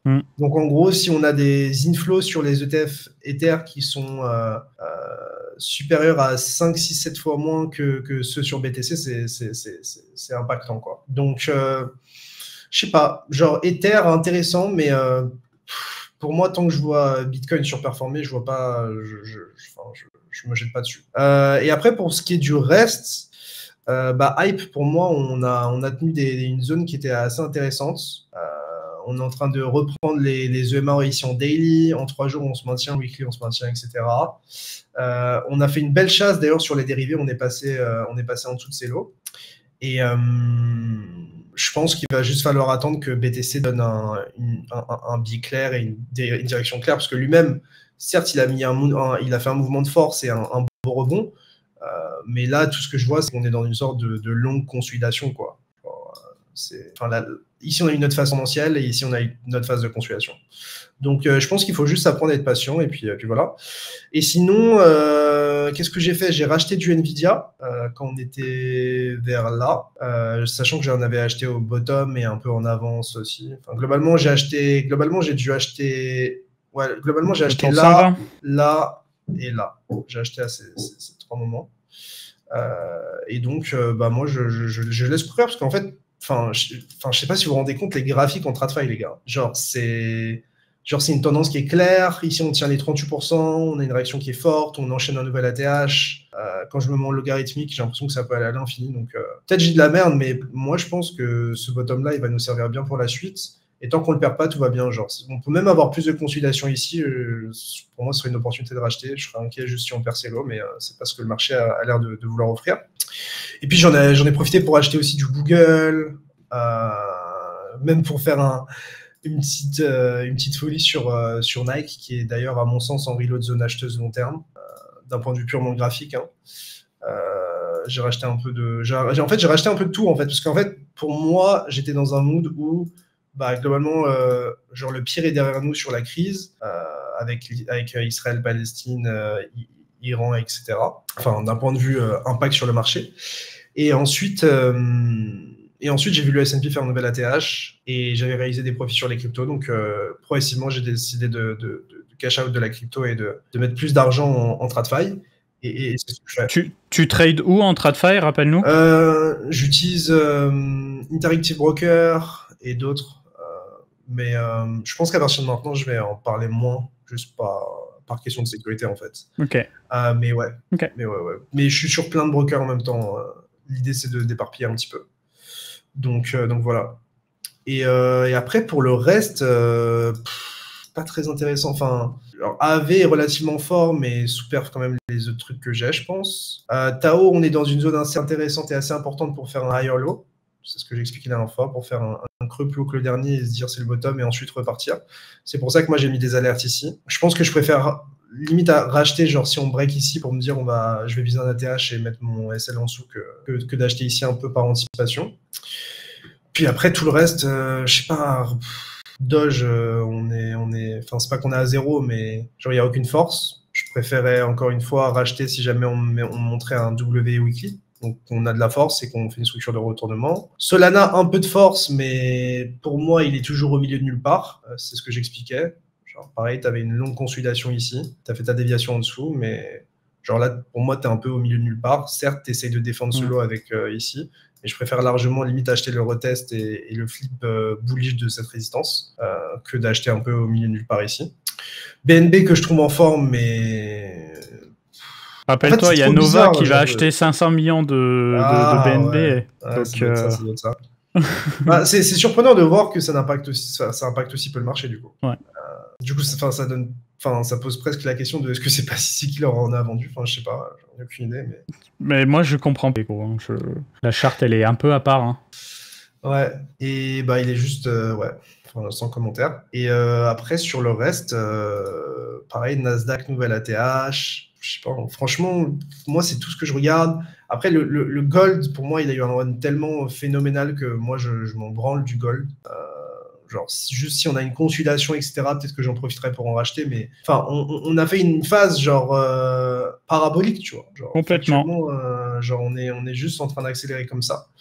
Et c'est un peu ce qu'il a fait ici, c'est un peu ce qu'il a fait ici. Et en fait, à chaque fois, tu as des consolidations, des corrections. Donc, je préfère acheter une longue correction comme ça que d'acheter vertical. Et après, non, franchement, c'est à peu près tout. Hein. Franchement, moi, je me concentre sur BTC, sur les indices US. Là, je flippe de plus en plus je me mets de plus en plus sur la TradFi, etc. Parce que c'est bien de dérisquer aussi de la crypto. Et parce que je suppose que j'ai eu de la chance et de la réussite sur les cryptos. Donc, autant ne pas compter que sur elle, quoi. Bah écoute, on est pas mal, on est un petit peu moins de 2 heures. Et merci beaucoup de nous avoir écoutés. C'est magnifique. Non, c'est pas. Je pense pas que ce soit pour une question mytho.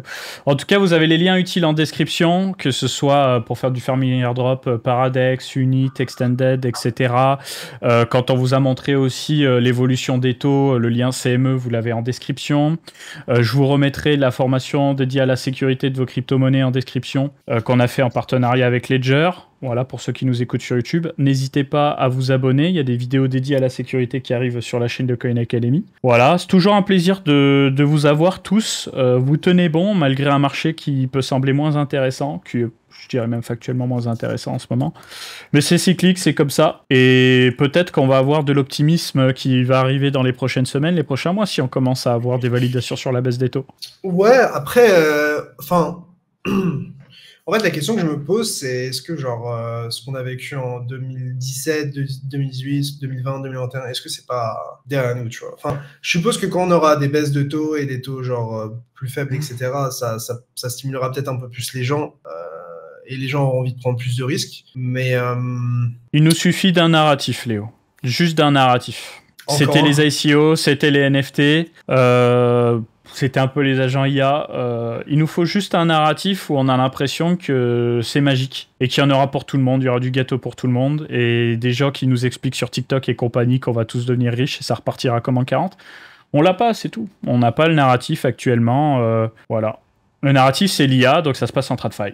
J'ai vu qu'il y a quelqu'un qui me dit, du coup, c'est OK pour toi de t'exposer avant l'été. Alors, ça peut paraître fou, hein, mais la saisonnalité, je regarde pas, je m'en bats les couilles. Peut-être que j'ai entièrement tort, mais je peux pas me dire, genre, bah, du coup, c'est l'été, du coup, je vends tout. À part si c'était dans mon objectif d'être, genre, vraiment serein, de pas réfléchir au marché, de partir en vacances, etc. Enfin, ce qui est totalement compréhensible. Et ce que peut-être certains font. Mais je me suis jamais mis trop d'impératifs sur la saisonnalité pour pas me fermer trop de portes et pour éviter de me retrouver dans un scénario où je crois dur comme fer que bah, historiquement dans ces mois-là, je sais pas, on consolide ou on fait rien ou on baisse, peu importe, et qu'au final l'opposé se passe, quoi. Donc j'évite d'avoir des convictions, enfin j'évite d'avoir des certitudes dans ces saisonnalités pour éviter d'être déçu et de mal me positionner, mais peut-être que c'est juste la bonne chose à faire de vendre et de se dire que l'été, il se passe rien, quoi. Vous avez aussi le QR code de Bitpanda si vous voulez tester la plateforme et soutenir le média. Encore merci à eux de soutenir cette émission et je vous propose de couper dès maintenant, comme ça on est un tout petit peu en dessous des 2 heures sur la rediffusion sur YouTube. Merci Léo en tout cas de ta présence sur l'écosystème Hyperliquid, la TradFi, etc. Et on se retrouve très vite sur la chaîne de Coin Academy. Ciao tout le monde. Tchuss les gars.